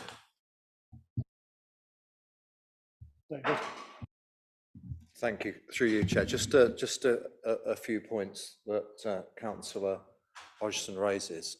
First of all, with regard to the scale and massing of the buildings, I think you're absolutely right. We do need to be careful about the riverside in particular. And you know, if any of us travel to some European destinations, you can see riverside development that is absolutely way off the scale and creates a really ugly vista and place on riversides. So I think you're absolutely right that we do need to consider it. However, I think in answer to the particular question, there's more than one way to skin a, can you say skin a cat? Is that still allowed? Probably not, sorry. There's more than one way to solve the problem, let's put it that way. I think, you know, I've been involved previously in developments where, for example, I've been involved where we've wrapped car parks with residential, and the car park actually sits inside a residential block. So there are ways of doing it, and I think the scale of massing is something we need to consider, and it would obviously be considered through the planning process as well. I think at this stage it's too early to suggest that we have artists' impressions, because we all know most of those turn out to be figments of somebody's imagination, but I think the point is well made. In terms of wheelchair access and disabled access in particular, I don't think the report is suggesting that we do away with disabled parking in the city, so there would be some access for disabled parking, and those sorts of things could be worked out in the detail. Likewise, delivery vehicles. I think if you were to look at what has been done with the high street, and this is way before my time, I'm sure at the time when the high street was pedestrianised, lots of the shops there said it would be the end of their businesses because delivery vehicles could not get in and deliver goods, and that's proved not to be the case. And I think the upside, and this is a personal view, of course, the upside of creating a pleasant space for people to dwell and walk around and shop far outweigh the additional challenges, let's put it that way, of delivery vehicles, and carefully regarded transport planning matters and TPOs and things like that, not TPOs, TROs, got it right, TROs, can manage that process in terms of delivery access, and we've done it on the high street already, and it's proved to be a great success. So I think the points you make are valid, but I don't see any of them as being unsurmountable, if I can put it that way. Thank you. Thank you, David. Anything further, Stephen? James. Chair, thanks very much. Much of what I was intending to say, Councillor Hodgson has already said. The document itself, it presents many really positive pictures, and much of what I will say shouldn't detract from the fact that overall we've got something actually that will, with a few problems notwithstanding, there is much that is constructive within this. But as Stephen has said, I for one would like to know. I can hazard a guess, but I'd like to know exactly what sort of footprint the proposed car park has within the area which it is proposed to be located. I suspect it's not one that particularly the residents of the 3 wards on the west side will be particularly overly impressed with. The question of Croft Road raises the Trojan horse of the lorry park, which is again something that we discussed before May, and we will no doubt discuss at future points as we go forward. Moreover, as again was Stephen made reference to, the visual aspect of the viaduct will be transformed in a negative way by this. I know, I mean, Adrian made reference to the fact that some of us were here some years ago when these proposals were discussed at that point. I don't believe that as it stands, that those two issues, particularly those two issues, have been adequately explained within the sort of the context of the report, although overall I see much that is to be applauded there. So that's where we are, and you'll not be surprised where we take ourselves when you come to an endorsement or otherwise. Thank you for those positive comments, James. Jill. Thanks, Chair. We had the first, well, actually just a trial, a blind walk around the city on Thursday this week. And it did uncover some difficulties, anomalies and things. So we're talking here about making everything accessible, which I think is very important. We're also talking about having the city very bike friendly, which is also very important. But I mean, one thing that struck us, where there were some bike park, there's circle things on the post, and we had to chain your bike to. They were put at thoroughfares, which is going to do no favours to a blind person trying to negotiate a space if two large, full adult bikes were on each one of them. And I think that was a county operation to place them. So how does the city, going forward here, make sure its voice is heard to say, they're going to consider blind, partially sighted people? How does that get married successfully with the requirements also for bikes and storage? Thank you, Jill. Sean? Yes, thank you for the question, councillor. So we have been looking at the city, we've been looking at this question of what is inclusive design and how do you find a good standard?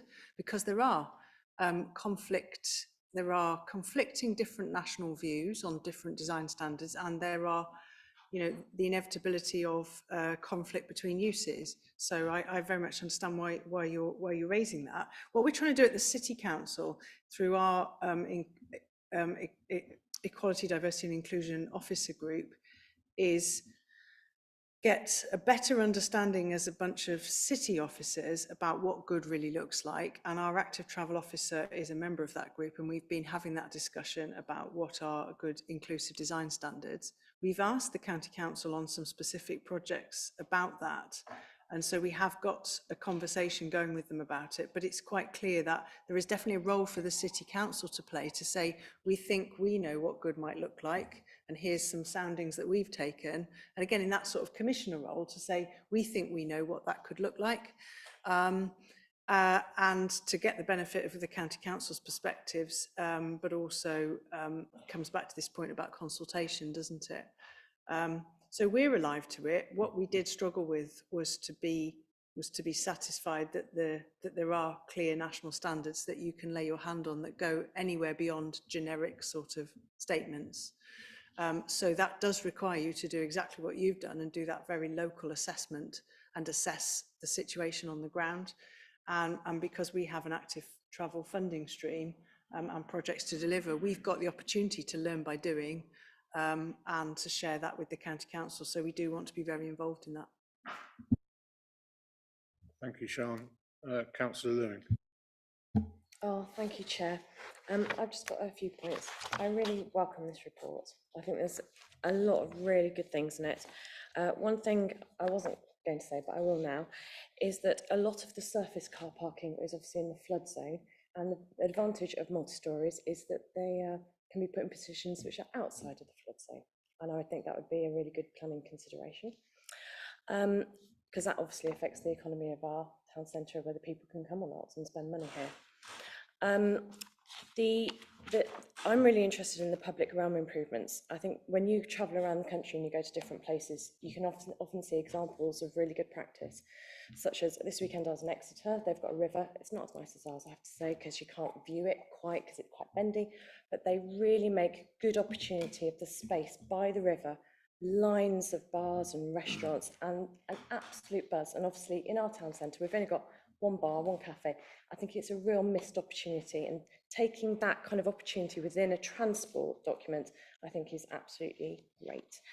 And I think councillors probably need to, perhaps we need to educate some councillors in some good practice elsewhere. I went to Ghent last year. They have got very little car in the town centre, but there is no restrictions on deliveries or disabled drivers. But there's no, I've never been to somewhere before where you come out of a train, a train station, and you can hear birds and people talking rather than heavy traffic. And instead of a sea of concrete and cars, there were trees and planters. And it was absolutely one of the best experiences I've ever had to realise the value of public realm and reprioritisation of space. So I really welcome that in the Shrub Hill development as well. And I can see, I know that a lot of this is going to require a lot of investment, but tying it into opportunities for development that we know are coming to the city centre, like we're doing, like we have outside, I think is absolutely key. So I really welcome it. Thank you very much. Tom. Thank you very much, Chair. I mean, this is, I think, the first time when I see something referring to transport in Worcester that doesn't sort of forces me into thinking about cars moving. It's more about people moving or being moved or moving themselves. So it's really positive. But I think my question is, this is a great aspirational document. There's a lot of great stuff in it, both the summary and the strategy in full give a flavour of what the aspiration is. Can I get a sense of the next steps, considering perhaps difference in views when it comes to how things, when it comes to transport, look from the Guildhall as opposed to the County Hall?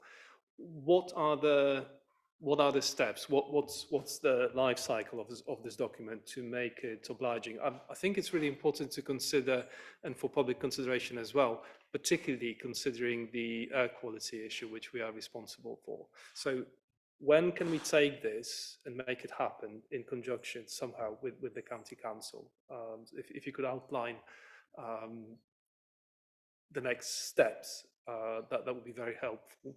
Thank you. Thank you, Chair. I think assuming that members tonight endorse this draft strategy and agree the recommendation, the next step, rather obviously, will be for the County Council to consider the document. And I would emphasise that this is not something that we have developed in isolation and are now presenting to the County Council. This is something that city officers and county officers have worked on very closely over the number of years that, as Adrian says, this has been in gestation. So I would hope that it doesn't prove to be too much of a challenge at county on the basis that the officers have been involved in it throughout the process. And I know that it's been discussed with county members as well. This shouldn't come as a surprise to anybody. I think the next step is that it will need to go before county cabinet in the same way it would come to committee here. Whatever the cabinet then decide, for me, I think the next critical component, Adrian made reference earlier to the 2017-2030 LTP. That was LTP4. County are currently working on LTP5 as we speak. So I would hope that the LTP5 acknowledges that LTP4 identified the need for this strategy, and by the skin of our teeth, we've now got this in draft format that could inform LTP5. So I would hope that some of the recommendations in here, and I don't think all of them will probably survive it through to LTP5, but I would hope the vast majority of the recommendations and suggestions in this report will find their way into LTP5 in some shape or form for the city centre, and then be as part of the adopted plan for the county. So I think those are the next steps. I think also, as you point out, we've also got the air quality work that needs to be done, and over the next 6 to 12 months, I think is the time frame, we will need to address those issues. And the challenge for us is, in terms of our action plan, we will need to set out, we've got the air quality results of across the city in certain areas where air quality is poor, and we will have to set out in that plan in collaboration with county, because the ultimate levers to address some of the challenges rest with the county, not with the city, because a lot of the issues are around transport and vehicle movement. So clearly the responsibility rests with the county in terms of pulling the correct levers. We will need to set out in our action plan, what are we going to do to address specific air quality challenges in specific areas? And my understanding is that we can't provide generic solutions such as, improved active travel, an improved active travel network, more cycle lanes. We have to provide solutions that can be tracked back to specific problems that we have in the city. So, for example, I think most people know that the air quality on the butts is very poor. So we will have to come up with a solution to address air quality on the butts and be able to demonstrate how what we are going to do, that cause and effect will have to be linked. So it's an incredibly challenging piece of work we need to do, but this should also feed into that more. It's not even medium term. It's almost. It's not. It's as imminent as LTP5. So the next 18 months to 2 years, there is some significant pieces of work that we will need to undertake between us and in collaboration with the County Council. Thank you. Thank you. Jessie. Thank you, Chair. I welcome the suggestions here about improving that first impression people get of Worcester when they come out of Foregate Street. But one of my concerns is, and I don't know whether this plan will specifically address that concern, whether it falls within our remit or County Council, but once you come out of the station, all you see is taxis. The bus stop is often obscured. It's hard to know where the bus stop is. Sometimes taxis are actually blocking the bus stop. There is no information on the bus stop, and even if there were information on it, or if you get information on the internet about it, it's not very accurate. There's nowhere to wait if it's raining. So what ends up happening is people who would normally take the bus, or people who would normally look for a more sustainable way to travel, will end up taking a taxi, which leads to congestion, more air pollution. So I wonder whether there is going to be any strategies regarding encouraging people, just particularly just as they come out of that station, to take the bus, or improving the waiting areas for people wanting to take the bus. Thank you, Chair. I think not through this particular piece of work, but through our Future High Streets Fund. Future High Streets Fund, Town Fund, Future High Streets Fund work, and part of this is what Shane is leading on, which is the improvement of the area outside the station linked to the demolition of the building opposite. So as it says in our performance report further on in the agenda, we have now planning permission to demolish the building opposite the station, which will open up the viaduct, so people will have a desire line from the station coming out of Foregate Street down to the river, down through the viaduct. I think the work we're doing with County, which is very productive at the moment, you will have seen the progress with the public realm improvements, the paving improvements up to Foregate Street. As part of that improvement will be the moving of the taxi rank, the moving of the bus stop, and the relocation of the crossing, so that when people come out of the station, what they will have in front of them is a crossing to go across the road and down past the arches. So I think all of the points you made are really, really good points, and they will be picked up in that piece of work. I hadn't picked up on whether the new bus stop will include a shelter. My colleague at the back there is nodding profusely, so people won't have to stand under the bridge in that case. So those points have been picked up, and you'll find, and the final point, if I may, and we've talked about this before, about turning right, not just turning left when you come out of the station.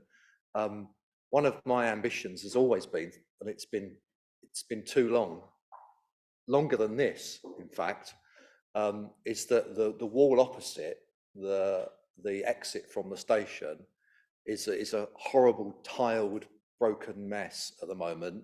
And I would, as part of these proposals, I would love for us to be able to commission a local artist to put up something on that wall that gives some wayfinding information to visitors that says to them, if they turn right, they've got a museum and art gallery just 2 minutes away, and if they turn left, they've got a Guildhall and a cathedral 4 minutes away. And hopefully that sort of improvement will stop people jumping in a cab to take a 3-minute journey just up the high street. So a lot of what you say is going to be planned and hopefully come to fruition through Future High Streets Fund. Thank you. Thank you, David. Councillor Cooper. Thank you, Chair.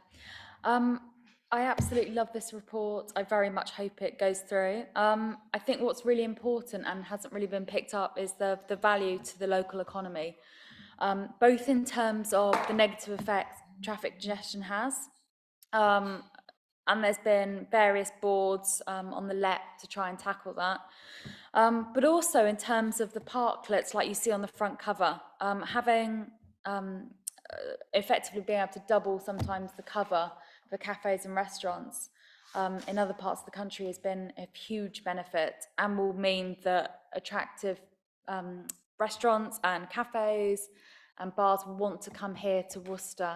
And I've travelled to other cities in the UK and this is how they look. And we don't look like this at the moment. And as a city that wants to be a destination city, if we don't adopt this, we will be going backwards. Thank you. Brilliant. No further questions. Thank you very much. I too welcome this report. It's time for me to get boring. I too welcome this report. I think the inclusive city ambition is on top notch.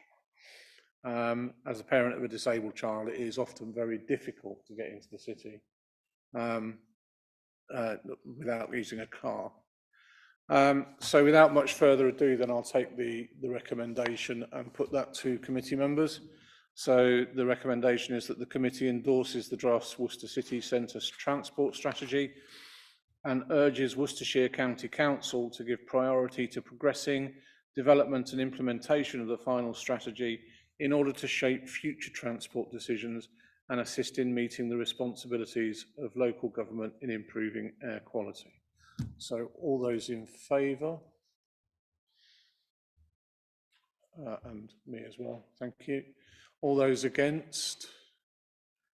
And any abstentions? No abstentions. Thank you very much. Thank you, members. It's been a healthy 2 hours. The next item on the agenda is the Museum's Worcestershire Annual Review, and I'll hand over to Philippa.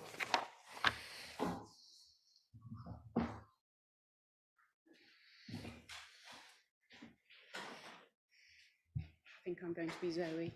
Yeah. Doesn't want to accept me. There. I'm not sure if it is. Thank you, Chair. Apologies for the technical.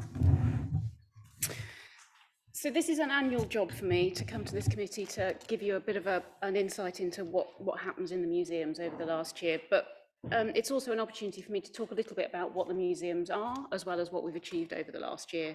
So I've used the report to do that, to introduce the museums a little bit, to give you a sense of where we fit within the wider council, and to some extent what it is that we achieve for the city in overall, as well as specifically what we've done this year. I'm not going to spend too long because obviously we're already quite a long way through the evening, aren't we? So it's an opportunity for me to give you some of the highlights in the report, and obviously I'm very happy to answer any questions that members might have specifically about how the museum service works. So we're a joint service between the city and the county council. We have our own joint museums committee that governs us, that feeds into this committee, which is why we then come and talk to you on an annual basis. For the City Council, the Museums Worcestershire service manages the Worcester City Art Gallery and the Commandery, as well as the city's collections. And the city's collections are the 8th oldest museum collection in the country, so it's something to be incredibly proud of as a city that we have this ancient and long-standing museum collection, something that we are in front of many other cities across the country, so something to be very proud of.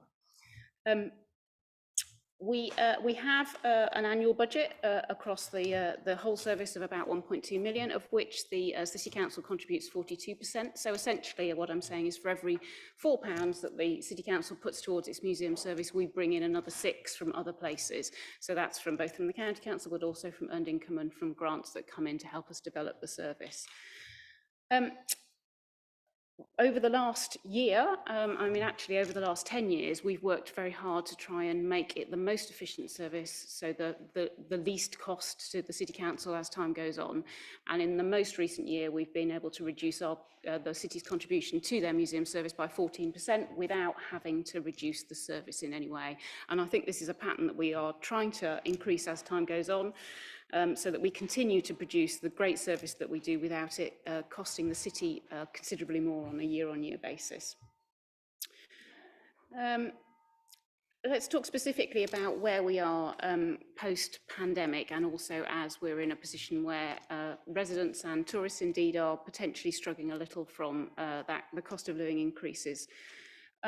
It's been a tough time, actually, across the heritage and cultural sector. There's no doubt about it, particularly the national venues have really struggled and are still about a quarter underneath where their performance was in 2019. And it's really good to see that here in Worcester and Worcestershire, we are outperforming those national venues, and that we're really at the level that we were in 2019, and in some areas we're above it. We have seen some slowing down in Q1, which I think probably does reflect the fact that maybe some people have less money to spend with the costs that have gone up on things like mortgages. But actually we are still seeing numbers remaining strong across Q1. We had some particular issues in May, but I think that was a lot to do with weather and jubilees and things. So I think that we're in a position where we can be very positive about the outlook going forward. But it's something that we do keep a very close eye on. We are essentially absolutely dependent on our audience wanting to come to us. So it's not like many council services where they have to use what it is that we are giving them. We are absolutely responsive to what it is that our audiences want, and make sure that we improve as we need to, depending upon what it is that our audiences actually want to see from us. Success for us in museums obviously also means success for the rest of the city. We bring in about 2.5 or 2.4 million of economic development or economic impact to the city. So that is when visitors come to the museums, they then go and spend money on the car parks, on hotels, on restaurants, on cafes, on shopping trips at the same time. And so essentially what we're saying is that every pound that the City Council spends on its museums, tourists are then coming and spending another £5 on city businesses because of their visit to the museums. I have tried specifically a little bit later in the report to try and show that actually museums are a significant motivator, that visitors are coming to the museums first and then enjoying other things as the city as they go on. So there are some charts on page 185 that show specifically where visitors are coming from across the country, and this is gradually increased over the last 10 years. We used to very much be talking about a visit within 30-minute drive time, whereas now we're talking about visits really from across the country coming specifically to the museums. And some of the survey detail that's also on that page gives you a chance to see how visitors are coming specifically motivated by their visit to come to the museums. About a third of them are coming specifically just because of the museums.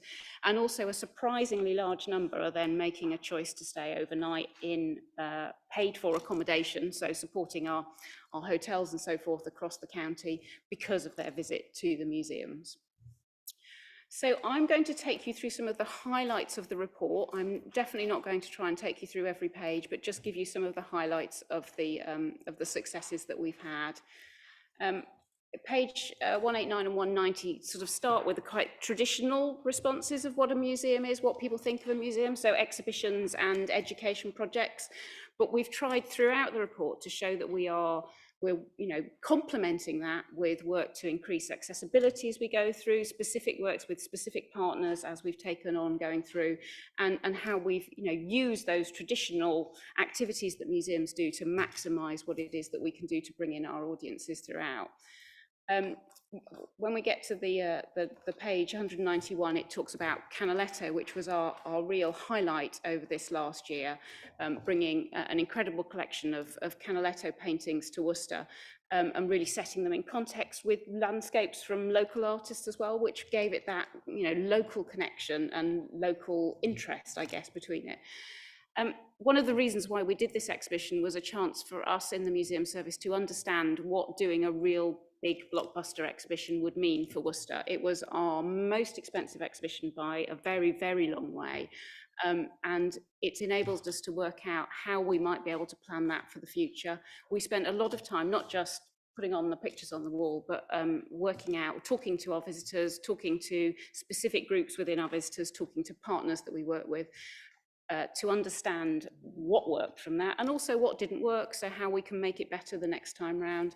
We were able to bring in quite a lot of external funding towards it, and we had a fantastic partnership with the University of Worcester and Hereford Art College, where we work with a specifically small number of students of both of those organisations to very intensively work with the Canaletto pictures, but also for them to enable them to go to the Biennale in Venice. And that was means tested, so it was for students that wouldn't otherwise get that opportunity to go on something as exciting as that. That was all externally funded, I should mention. We did have some challenges, and it is worthwhile sharing those, because actually I think they help us make us a better service as we go forward. So we know that it was a subject that maybe didn't resonate as well with young people, and so we took an opportunity about 3 weeks into the exhibition, when we were realizing that we were attracting an older crowd, that we would survey the young people that did come to the exhibition and ask them in a lot of detail about, you know, what interested them about it, what bored them about it, what would they like to see as alternatives. And that's given us a lot of data to look further forward as to how we might make changes, or specifically focus exhibition themes that have interest to those young people going forward, but also how we can put things alongside exhibitions like Canaletto in the future that would mean that they don't feel excluded from their museums. We also found that the space became really quite challenging. With a blockbuster like that, it's very difficult, if you can imagine, to then bring in 60 school children or something alongside it. So we learned a lot about actually working with the schools to make sure that we were providing sections at times that worked for them rather than work for us, and finding ways that we can make that work as a relationship long term. I'm afraid one of the negative things that I was very sorry about was that we had a free ticket. It was a paid-for exhibition, admission exhibition. We had a free ticket scheme that actually had extremely low take-up, and I was really sorry that that was the way forward. We thought that the right way of working to encourage those that would have found the cost of entering the exhibition a barrier was to work with specific partner groups, things like platform housing, groups like that, where we could then kind of get a kind of introduction, I guess, to people that would then feel that, yes, they would be welcome to come through. And we had, as I say, a very low take up from that. So we are looking at how we can make that better the next time round. Many of you will know that we have a linked fundraising charity, and we're talking to them about how they could sponsor a free ticket scheme and publicise it better for us. So that one's definitely one that we want to learn for the next time round. Moving forward through the report, I talked briefly about what we do at the Commandery. We continue to improve our interpretation year on year at the Commandery to bring in new things. But actually, I think where we've really started to make a big difference at the Commandery is how we're diversifying how we use the space. And it's a fabulous space with lots of atmospheric spaces that mean you can have two different sorts of people working in the building together without interfering with each other very successfully. So one of the things that we've done over this last year is create a new escape room, which is bringing in a new audience who weren't previously necessarily big visitors to it as a museum. People have been having a really great time with that. But we've also been working particularly with community groups, and on page 196, I've got, under 193, beg your pardon, I've got a picture of there, some groups of Ukrainian guests who came in and used the space as an opportunity to gain a lot of the essential information that they needed, but to be able to do it within a space where they could feel welcomed and have interesting discussions. And it's an interesting how a museum that is based, on a story of conflict, very much, the Battle of Worcester, actually had real relevance to refugees that are finding those questions in their own personal lives. So that was a very interesting experience for us to discover. I'm going to go straight over the information about Worcestershire County Council Museum, but do feel free to ask me any questions if you would like to. On page 196, we talk specifically about volunteers, and they are incredibly important to what we do in museums. They enable so many things to happen that wouldn't be able to happen without that extra staff capacity. But also along there, I'd like to talk about the positive on Next Generation scheme for work experience students who are thinking about a career in heritage. And it's really nice that we are able to nurture and mentor those young people through into potentially a degree and then a career in heritage long term. I think the other thing that we've really started to learn is for a long time, volunteers for us were about what could they do for us, and we're really now starting to think in more detail about what can we do for them. We know there's an enormous number of social benefits of volunteering to their well-being, to their social isolation, and we're starting to be able to really start to measure that now so that we can really improve that and maximise it where we can, and focus it specifically on people who maybe need it the most. Which takes us nicely into the next couple of pages that really talk about some of the work that we've used the collection specifically with the community. And there's a couple of things here where we've talked about the Glover Fair project, which is an externally funded project we've been doing for a few years now, which has used this particularly important part of Worcester's history, the glove making industry, that then the staff have used those resources from that to go out and talk to people in care homes, ex-workers who previously used to work in the community, from looked after children. So it's a real opportunity to use those resources to bring different generations together to talk about a whole range of things, but using that as the kind of the stimulation point that starts things off. Quickly talking about what we do for learning, it's a significant part of what we do, and a significant part of what every museum does is we reach a lot of thousands of school children across the year. But one of the things that I'm also particularly pleased that we were able to support the holiday activities and food programme over the last year, which offers children eligible for free school meals the opportunity to come into the museums, do activities, have lunch as part of their day. One of the lovely things is that this is often our hyper-local audience, so those within 5 or 10 minutes walk of our venues who are not big visitors yet. So it's a really great opportunity for them to see that these are spaces that are welcoming for them on their doorstep, and that hopefully they will continue to use as they grow up. And then finally, on page 200, we talk a little bit about our linked charity. It's now been 12 months since our linked charity has been set up. Over that time, the fundraising charity has been able to help us acquire 2 significant paintings for Worcester's collection, and we've also received a bequest of £250,000 to add to our future artworks for the collection. That's everything, Chair, from me, unless anyone has any questions. Thank you, Philippa. Adrian. Thanks, Chair. Just as wanted to support a lot of what Philippa said, really. I'm pleased to be chair of the joint committee again, and so much of the work that goes on is not about just what happens in the building, or if it is happening in the building, it's not just about looking at display cases, it's about the wider community engagement that Philippa talked about. One stood out for me really was that because some of the work I did while I was mayor with the Ukrainian guests, the enthusiasm with which they talked about the Commandery project, which was, was really just using it as a place to try and engage with the local community, that then developed into a better understanding of what is our history and what is their history. As Philippa says, it's across the world we all experience different forms of conflict, and it was particularly pertinent that they were able to get a foothold in Worcester's history as a result of that. The other, there are a number of things that are coming up now. It's great to look back and see how well we're doing.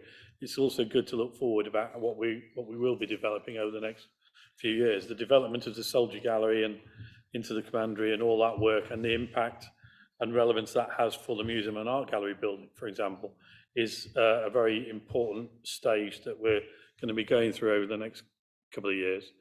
And also, I think that there's a much wider acceptance now since COVID of cultural value and what that really means. And the government looks at that in a slightly different way now. And it's something that's going right across the heritage sector, so that, you know, if we can demonstrate a lot of that, the value of culture to people's mental health and well-being, align that to our policies for a destination city, align it to the other things. You know, how do you get to Commandery? Where do you park when you go there? All these kind of things, they all fit together. We're not operating in isolation. So I think there's a lot to look forward to as well. And as Philippa says, we are outperforming at the moment on the national average, which is really good. And that map on page 185 really demonstrates that, because somebody came from the Orkneys.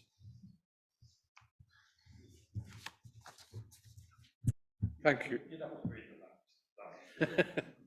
Thank you, Adrian. Councillor Cleary, then Councillor Lewing, and then Councillor De Siro, and I've got you down as well, Chancellor.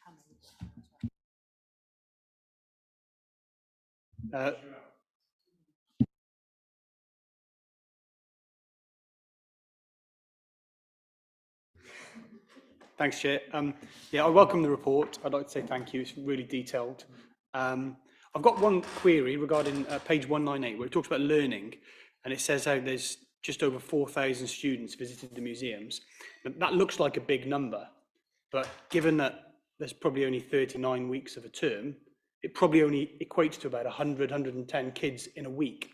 And I'm just wondering, what can we do to encourage more school visits to the museums? And that possibly links into the page before, where it talks about volunteers. Would that involve the encouragement of more volunteers in order to then help us engage better with getting schools into the museums? Thank you, Chair. There are a lot of barriers to schools coming to museums, and sadly they've got worse over the last few years. The biggest one actually is not really the museum itself, it's the getting there.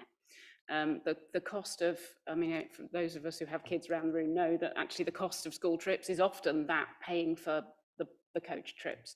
And sometimes that's either too difficult for a school to achieve, or it is just too expensive for a school to achieve.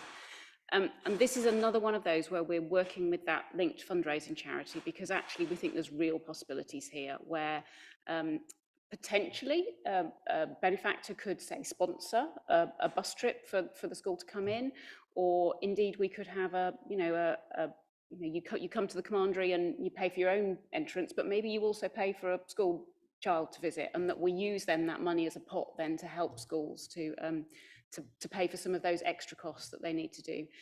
We already make quite a lot of use of volunteers with school visits. One of the things that enables us to do is enables us to have more adults per head of child.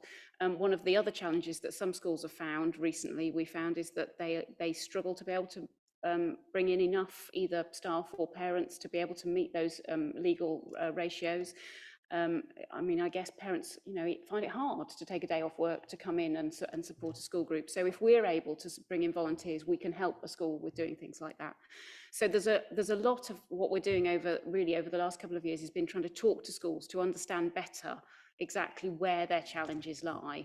We've also done quite a lot of work to map which of the schools that are coming, which ones come regularly, how they manage to achieve it, and where we're struggling to get schools from certain areas and potentially from certain areas of deprivation, so that we can then know who we should talk to try and say, actually, we know you can get this benefit out of it, how can you come in?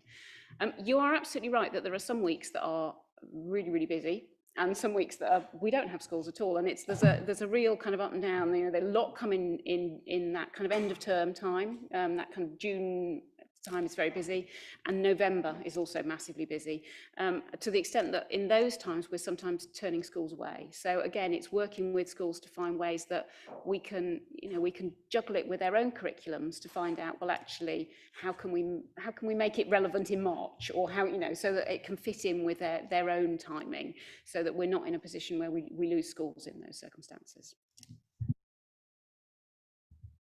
Thank you. Karen. Thank you, Chair. As always, Philippa, I think this report and what the work that the museum does is absolutely inspiring. You don't stand still and you're so innovative. And one of the examples is the 80s event the other night, where I couldn't believe it. On a Friday night, there was a queue of people waiting to go into a museum on a Friday night, which you would never think would happen in Worcester, would you? And then you go upstairs and it was almost like going to a party with cocktails and things like that. I just think, you know, how great for Worcester to be doing something like that.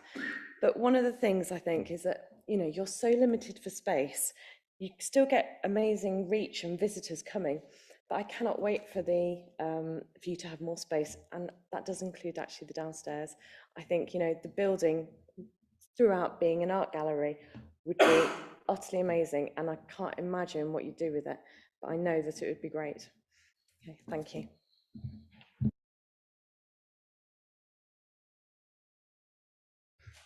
Thank you, Karen. Jill.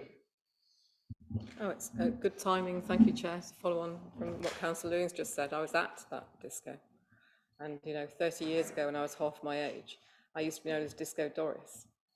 And I would love Disco Doris to be reborn if we had a 90s version.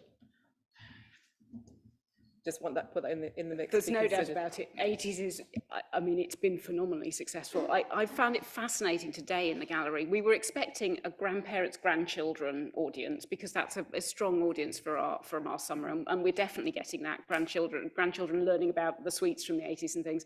But the thing that I found fascinating is that we're also attracting a lot of early 20s people into the galleries who, you know, weren't born in the 80s, and I wasn't actually expecting it to be right for them. But it's been amazing. So we do seem to be reaching that reminiscence is what makes the boring museum history bit really interesting, and we need to do more of that, definitely. Did you want to come in, David? Yeah, I just wanted to add that for some of us, maybe a 70s would be good. But then, you know, I'm just perhaps a little older than most people around the table. But yes, brilliant. Well done. Jessie? Thank you, Chair. I have two questions, but the first one I wanted to say about schools. I'm a school teacher. I've planned so many trips in my career, and one of the barriers for teachers is actually the paperwork that we have to do in order to organize the trip. And one thing that makes it easier is if you can go into a website and they have, you know, paperwork like a risk assessment, which is rather generic, but it saves a teacher having to go and visit the site and look at what the obvious risks are. Something that could be easily downloadable on a Word document, so the teacher can just copy and paste it into their own pro forma at school. That makes a big difference. But also the other barrier is being able to justify it in terms of the curriculum. I can only speak for sixth form colleges. It's very difficult to, you know, squeeze it during the school year unless it is relevant in terms of the extra requirements. And there is a government guidance of things that school have to do in terms of history and British values and things like that, where it would fit in quite well. I'd be quite happy to share those documents so that you could see where it would fit in. And if there was a document what teachers could simply print and say, okay, it ticks all these boxes that we need for inspection, that will make them more likely to plan school trips. But with my questions, one of the things I've been thinking about is having a sort of Worcester mascot for children. I know that sounds a bit silly, but I've recently spoken to somebody who traveled all the way from London to York to queue up outside a little shop to buy a wooden a ghost, and apparently it's a big story online, and they queue up for hours to buy this little ghost. And I'm thinking that Worcester, with its porcelain background, if there was a little character, like, I don't know, we mentioned the otter. There's an otter that has been used for, yeah. That children could think, oh, we just buy the otter. It's a good source of revenue for the city. It could be something they could paint, active play, but something that we could promote it. They could be gone on social media, a little character like that, because I know that those little things might seem quite silly, but it drives children to want to come to the museum and want to come and play with this particular figurine, and it's a good way of raising revenue. The other question is about role play groups. There are groups who do a lot of reenactment, and I know that around Worcester there is a few battle reenactment groups that, you know, go to fields, get dressed up, reenact battles. Wonder whether there might be an opportunity to link up some of the work the museums do with those groups, because they often get together and have meals and have their events, and it's a weekend-long event that could have positive implications for the rest of the city. Thank you. So what I will do is I will invite you to our Living History weekend at the Commandery on next February, which is our most popular activity in the year at the Commandery, and it's full of reenactors from everything from Vikings through to World War II. It's a astonishing, I think is the best way of describing it, event, but enormously fun for absolutely both the reenactors that, you know, we often have about 400 reenactors across the site, but also for the visitors that come and can, you know, experience literally everything from, you know, cannon fire to, you know, making things to eating things. You know, there's a whole variety of experiences there, and you're absolutely right, it brings it to life, it really does. So with your permission, I will also ask our learning manager to give you a conversation about specifically about what would be useful for teachers. All of those things, all that documentation we have, but possibly we don't have it in the right place. So I think that would be a really great conversation to be able to pick your brains on, if you're happy for me to do that. Thank you both. Hannah and then Councillor. Thank you, Chair.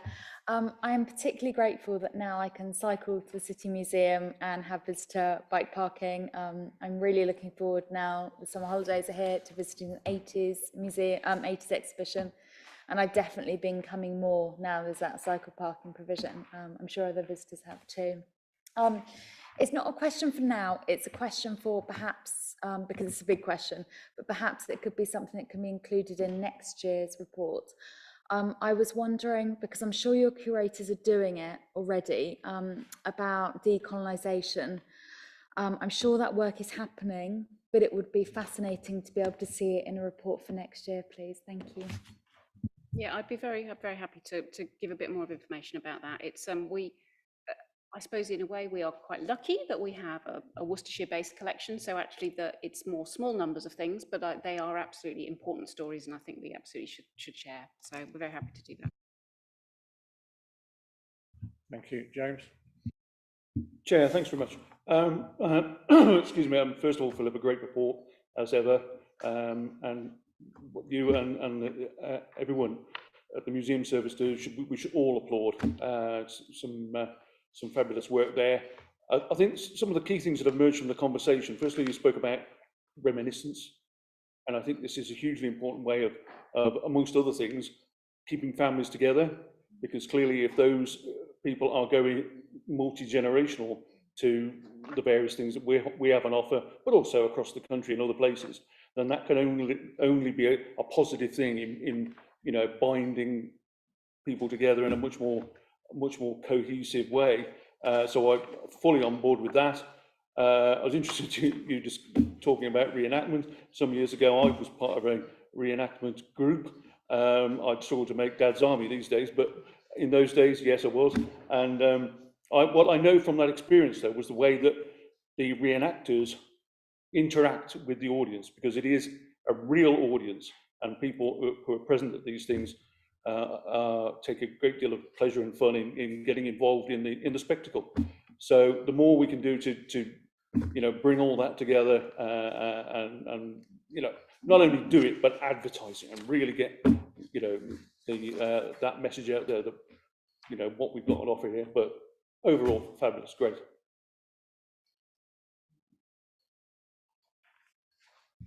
Right, thank you, everybody. Thank you, Philippa.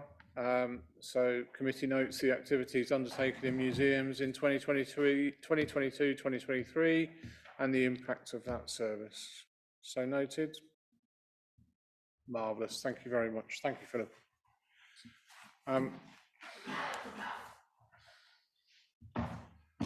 So next on the agenda then is UK SPF Communities and Place. Thank you, Zoe.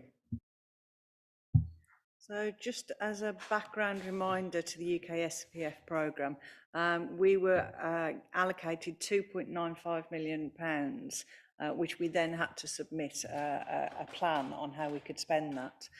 It's specifically based around 3 themes. So it's community in place, people and skills, and local business.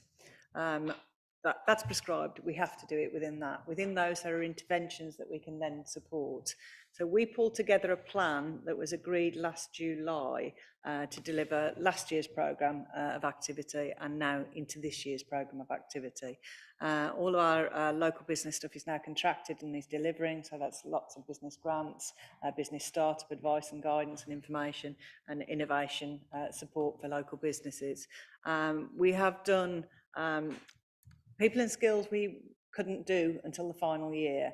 This is a handover from the ERDF ESF programme, so some of the ESF project delivery hadn't quite finished, so we were restricted with the people and skills stuff that we couldn't do it until the final year of the programme. We have spent quite effectively our allocation. We had a minor underspend, which has been agreed that we can carry forward to next year. So we've not lost any money, and we've actually spent quite well compared to other areas. The community and place activities was quite a mixture of activities. Some of it we put towards community grants programmes that local organisations and community groups could bid into to deliver some of their activity. There is a list in the appendix of the projects, that 27 grants that we allocated for individual projects across the city for local community organisations. We also supported some of the legacy activity from some of the festivals and events in the High Street, so Light Night and some of those sorts of activities as a follow-up legacy from the Cultural Development Fund activity with the Archers. So we made contributions to a number of those activities, and St Richard's Hospice Great Art Trail throughout the city. So it was bringing people, activities that brought people into the city and engage with the city as an opportunity. We also had 2 feasibility studies that you may or may not have been involved in. One was around the opportunities for a fine and combined arts centre. We had a number of individuals and organisations come forward and ask us to look at whether there was an opportunity there for the city to look at developing and hosting fine and combined arts. That report is due out any time now, so hopefully we'll be able to bring that forward for you to take a look at the recommendations from that. We also had another feasibility study with a consultancy organisation to look at wayfinding across the city centre, to review what we've got, to try and reduce the clutter on the high street, but to actually give us a clearer way of navigating around the city with plenty of information, a coordinated look so people know exactly where they're looking for the information, and wayfinding that is suitable for everybody. So it takes into account individuals that are disabled or could be blind, and they also can use that wayfinding as a way to navigate their own way around the city. Into next year, we are continuing to support some of the community grants because it gives an opportunity for local organisations to actually be proactive and develop their own activities in their local areas. So that will continue into next year.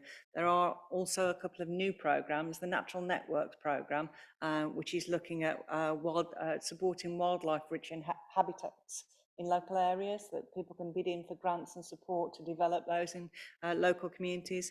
And we also have the ABCD initiative, which is a community building approach, neighbourhood-based community building approach, which we are delivering with a communities team and with WCT to support some local community engagement activity.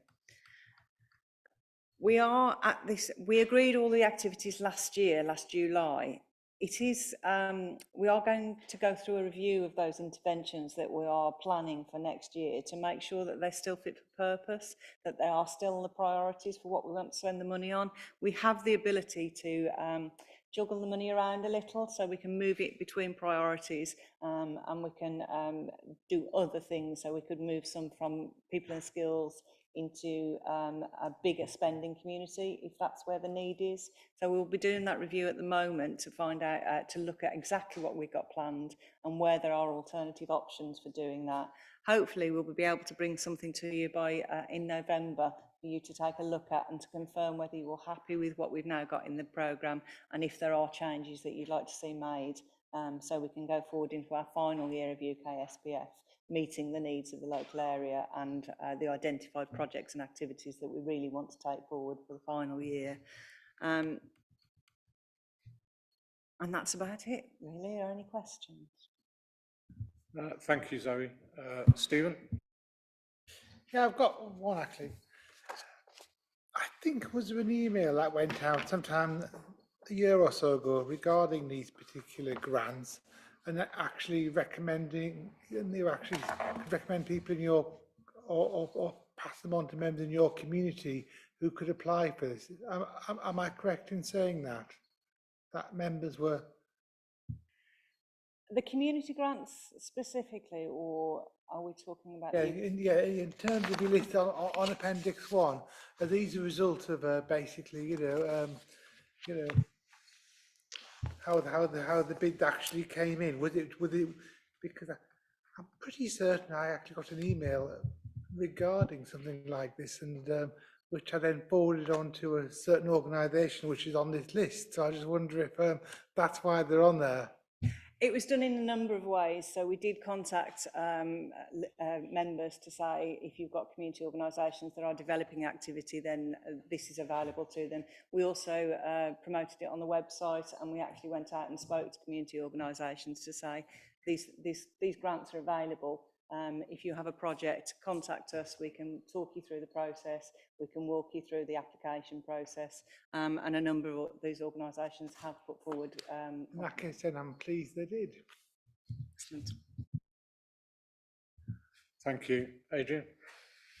Thanks, Chair. I didn't completely understand the figures for 24-25. In the report at paragraph 4, going through to the paragraph 4.7 says that total to be spent, available to be spent in people and skills is 785, which relates to the table in 2.6. In paragraph 4.8, it says the local business priority can have an allocation of 468, but in 2.6 it says 568, and there's no reference at all to the communities and place allocation, which looks like it's 444, but there's no mention of it later on. So does that mean that one's a typo and the 444 is still not allocated? The 444 is allocated to the community priority, and at the moment we're looking at continuing with some of the activities we've already got, but we can via that money to other areas. If we decide that there is a greater need in people and skills, then we can via that 444 over into another priority area. So it is there, it's still available, and we have it allocated to interventions at the moment, but because it's not contracted, we have the flexibility to move it. Typo. Through you, Chair, I can confirm that is a typo. It's my fault, Adrian. Right, thank you. Any more? No? Brilliant then. Can I move the recommendations then on block 1.1 and 1.2 to note the report and to note the further options for reallocating funding? That's unanimous. Thank you very much.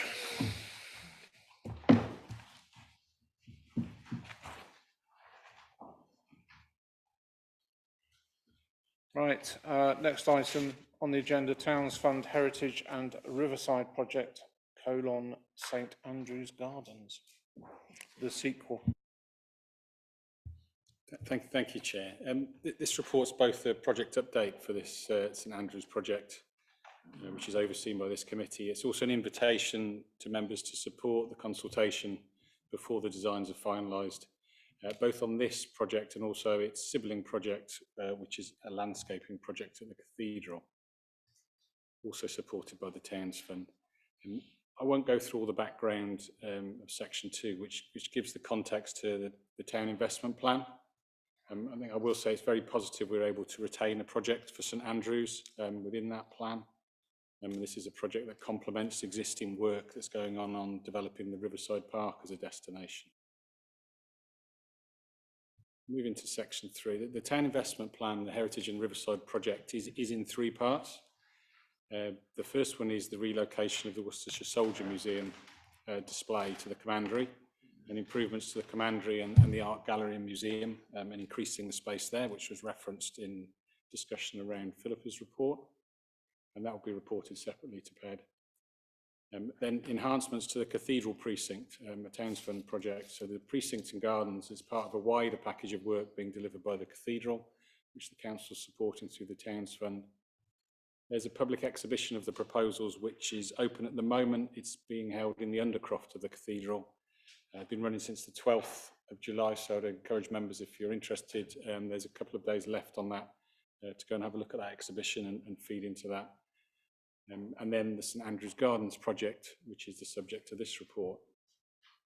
The overarching objective is to create an intuitive and attractive pedestrian route to link the High Street to the Riverside within the public open space that's St Andrews Gardens, which is also a somewhat hidden heritage asset, often passed by, and also to divert footfall away from the rather narrow Lower Copenhagen Street, which members will be aware can be conflict between vehicles and pedestrians on the pavement there due to the narrowness of that road.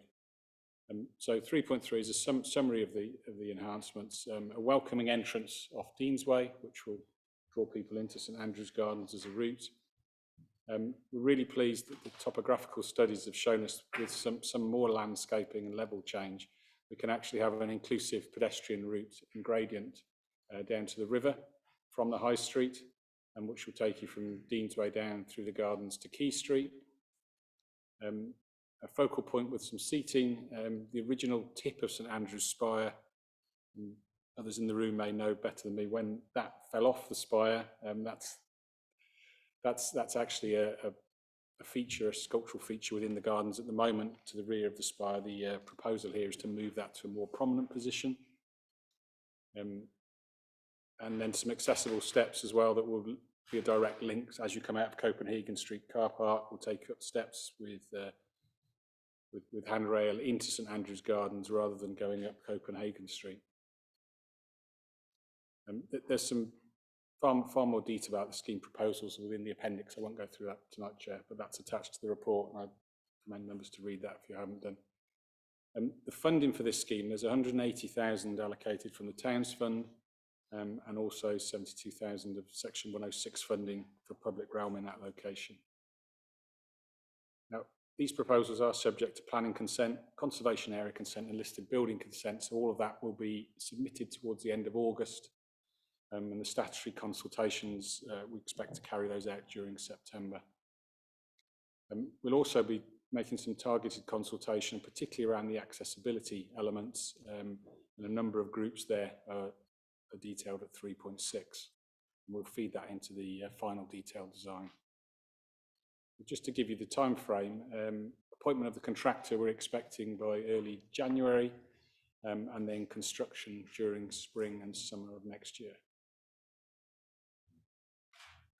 So, Chair, if I can just refer to the recommendations, we're asking members to note the content of the report and particularly the opportunity to contribute to the consultation, and then also note that opportunity at the Cathedral to contribute to that consultation, which is another Towns Fund project that the City is funding. Thank you. Thank you, David. Karen. Thank you, Chair. I just wanted to check something because it came up on the Planning Committee a couple of meetings ago, where we've got City Council projects and you have members who sit on Planning Committee. This report is very detailed, and I just wanted to make sure that anyone who sits on Planning Committee is okay to comment on this report or vote, please, if that's okay. Thank you. Through you, Chair, I'm grateful for the question, I think it's quite clear, isn't it, that we could have a scenario where this is problematic, because although we have a lot of latitude under the Localism Act to not be predetermined, we do have that phrase in our good practice protocol that talks about if a councillor has approved a scheme that then goes to committee. And we've had some scenarios recently where there's been too much distance between that was presented and then that what comes to committee. But I think you're right here that we're looking at a scheme and then that will be on its way to planning committee. I'm sorry that I didn't anticipate that question before. We could go either way on it. You could decide now that you'll withdraw. Yeah, but yeah. David wants to come in. If I may, and this is not on my pay grade, touche.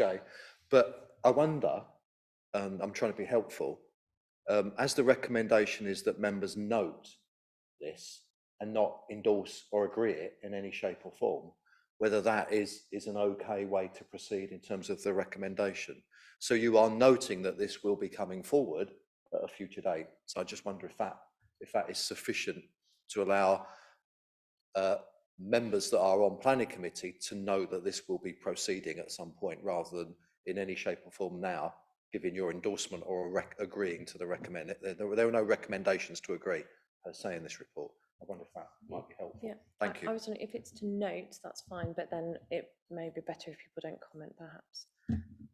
Yeah, I mean, I think if the committee tonight was wanting to make design improvements, then we would get into effectively de facto approving a scheme.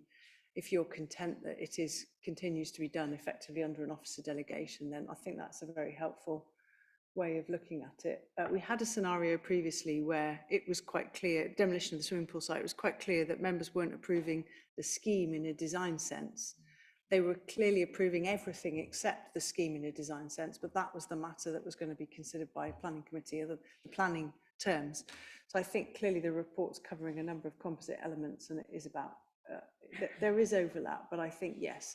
I think ultimately, if you do need to discuss it and want to make improvements, then it's right that you do that, and it just means we'll need to think quite carefully about who populates that item at planning committee.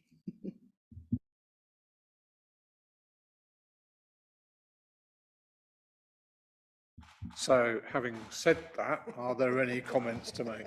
Stephen. Yes, I've got a slightly light-hearted comment on this scheme, looking at where it actually is. My Rotary Club, Worcester Vigonia Rotary Club, have actually planted quite a lot of crocuses in St Andrew's Gardens for End Polio Now. So every February, when you see the crocuses there, we've planted those and ordered those. I'm pleased to say, looking at the plans, they don't appear to be, apart from the steps down, will disturb any of our crocuses. So I'm pleased about that, and I'm glad you're not doing the work in February when the crocuses will be at their glorious blooming stage. Thank you. Owen. Thanks, Chair. It's probably a little bit quirky, this.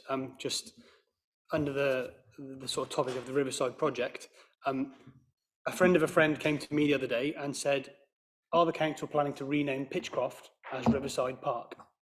And I said, no, they're not. But he said the plaques on the floor as you walk around Pitchcroft say Riverside Park. And I don't want it named Riverside Park because I like it being called Pitchcroft. Now, I know that's trivial, but this is an adult who thought of this and said this to me, having seen this on the floor. So I think we just need to be mindful about some of the signposting, that's all. Because the guy who mentioned this is not, he's not a simpleton. He's a normal bloke. He just saw it on the floor and thought, I don't like that. Just so you're aware. Chair, if I can just comment on that. Yeah, the Riverside Park has been developed to include a number of areas on the riverside. I think it's a really good point and one for us to note. From Douglas Fields, Cherry Orchard, Chapter Meadows, etc. The Versonay Parade, and they're all part of the broader Riverside Park. But it is a good point, and we'll take that away. Okay. Any further questions, points? No. So we'll move the recommendations on block again. Members note the content of the report and members note the opportunity to contribute to the consultation for the public realm enhancements. Everybody in agreement? That's marvellous. Thank you very much. Penultimate item of the agenda. Thank you, David. Penultimate item of the agenda, the quarter one performance report. I think that's you, David. Yes, I shall be brief. Any questions? No, I will just flag up two material points, if I may, in terms of variance. So the first of those is the Foregate Street Arches Cultural Development Fund project. You'll see that that is current status red, but you will see on the top of page 221, the Arts Council has agreed an extension of capital works to July 2024, and it is proposed, therefore, that the end date of this project is revised to that date. So in agreeing or noting this performance report, I would propose that that end date, which is currently March 23, is amended to that new date so that we can, without losing sight of the original date, of course, we can now work to a new date and then not have to report it as red on an ongoing basis, if that's acceptable. And then the second area is South Worcestershire development plan. And if anybody's got any questions on that, I have Sian and Duncan in the room. Fortunately, thank you for staying so late, Duncan, who can answer any specific questions with regard to that. Sorry, there was one other one, economic development strategy. You'll see I've got there to be reviewed with political leadership.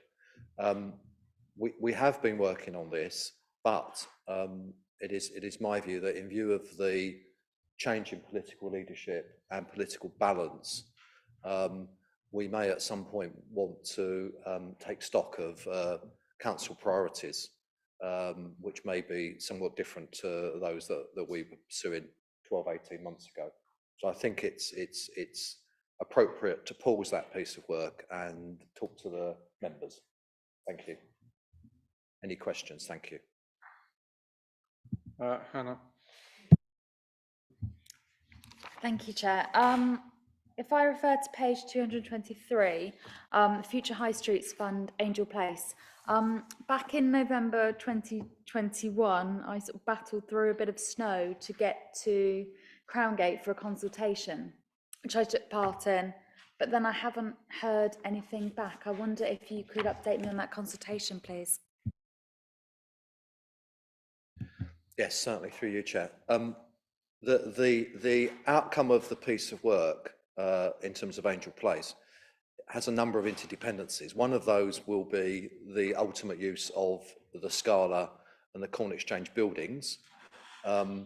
Another component which Zoe's been working on is regard to the use of the space by the traders.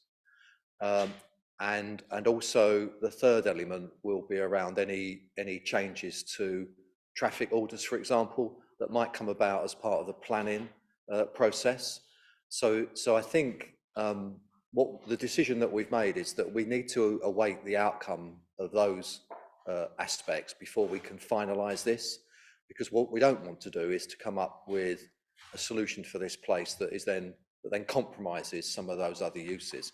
So it's very much on the stocks, but there are a number of other things that we need to get in a row, for want of a better phrase, before we can bring this forward. Thank you. And I just have the one question, and I suspect this is for all committee members as well, is that with the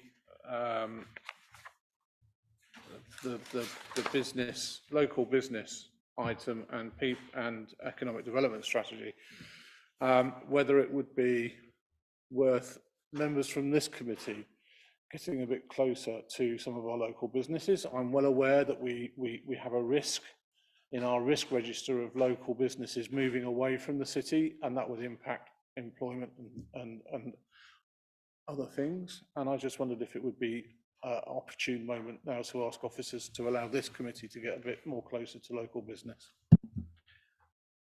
Thank you, Chair. It's something that we started with the previous political leadership. We had a successful business meeting here in the Guildhall. But since that time, with the changes that have taken place, we've not picked up that agenda. I think your reminder is timely, and it's something that we need to look at and make sure that we have the opportunity for members to engage with our businesses, both large and small and medium in the city. Thank you. Thank you, David. Any further points? I'll say to the mic. Any further points? No. So do we note the performance report?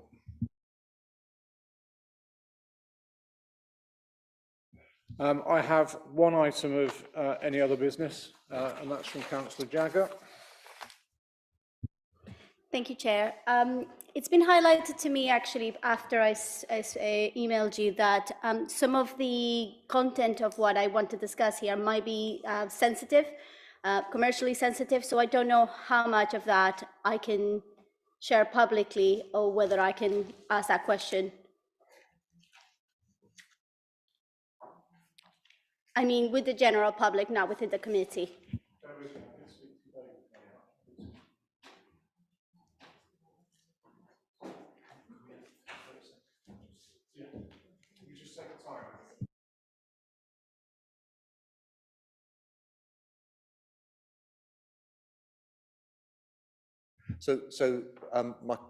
I understand the topic, but I'm not aware, obviously, of the particular matter you want to talk about.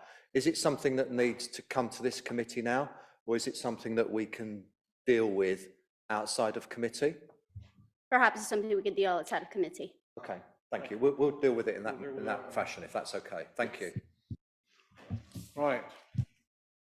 Thank you very much, everybody. It's been a long evening, longer than I anticipated, but much more pleasant than I'd hoped for.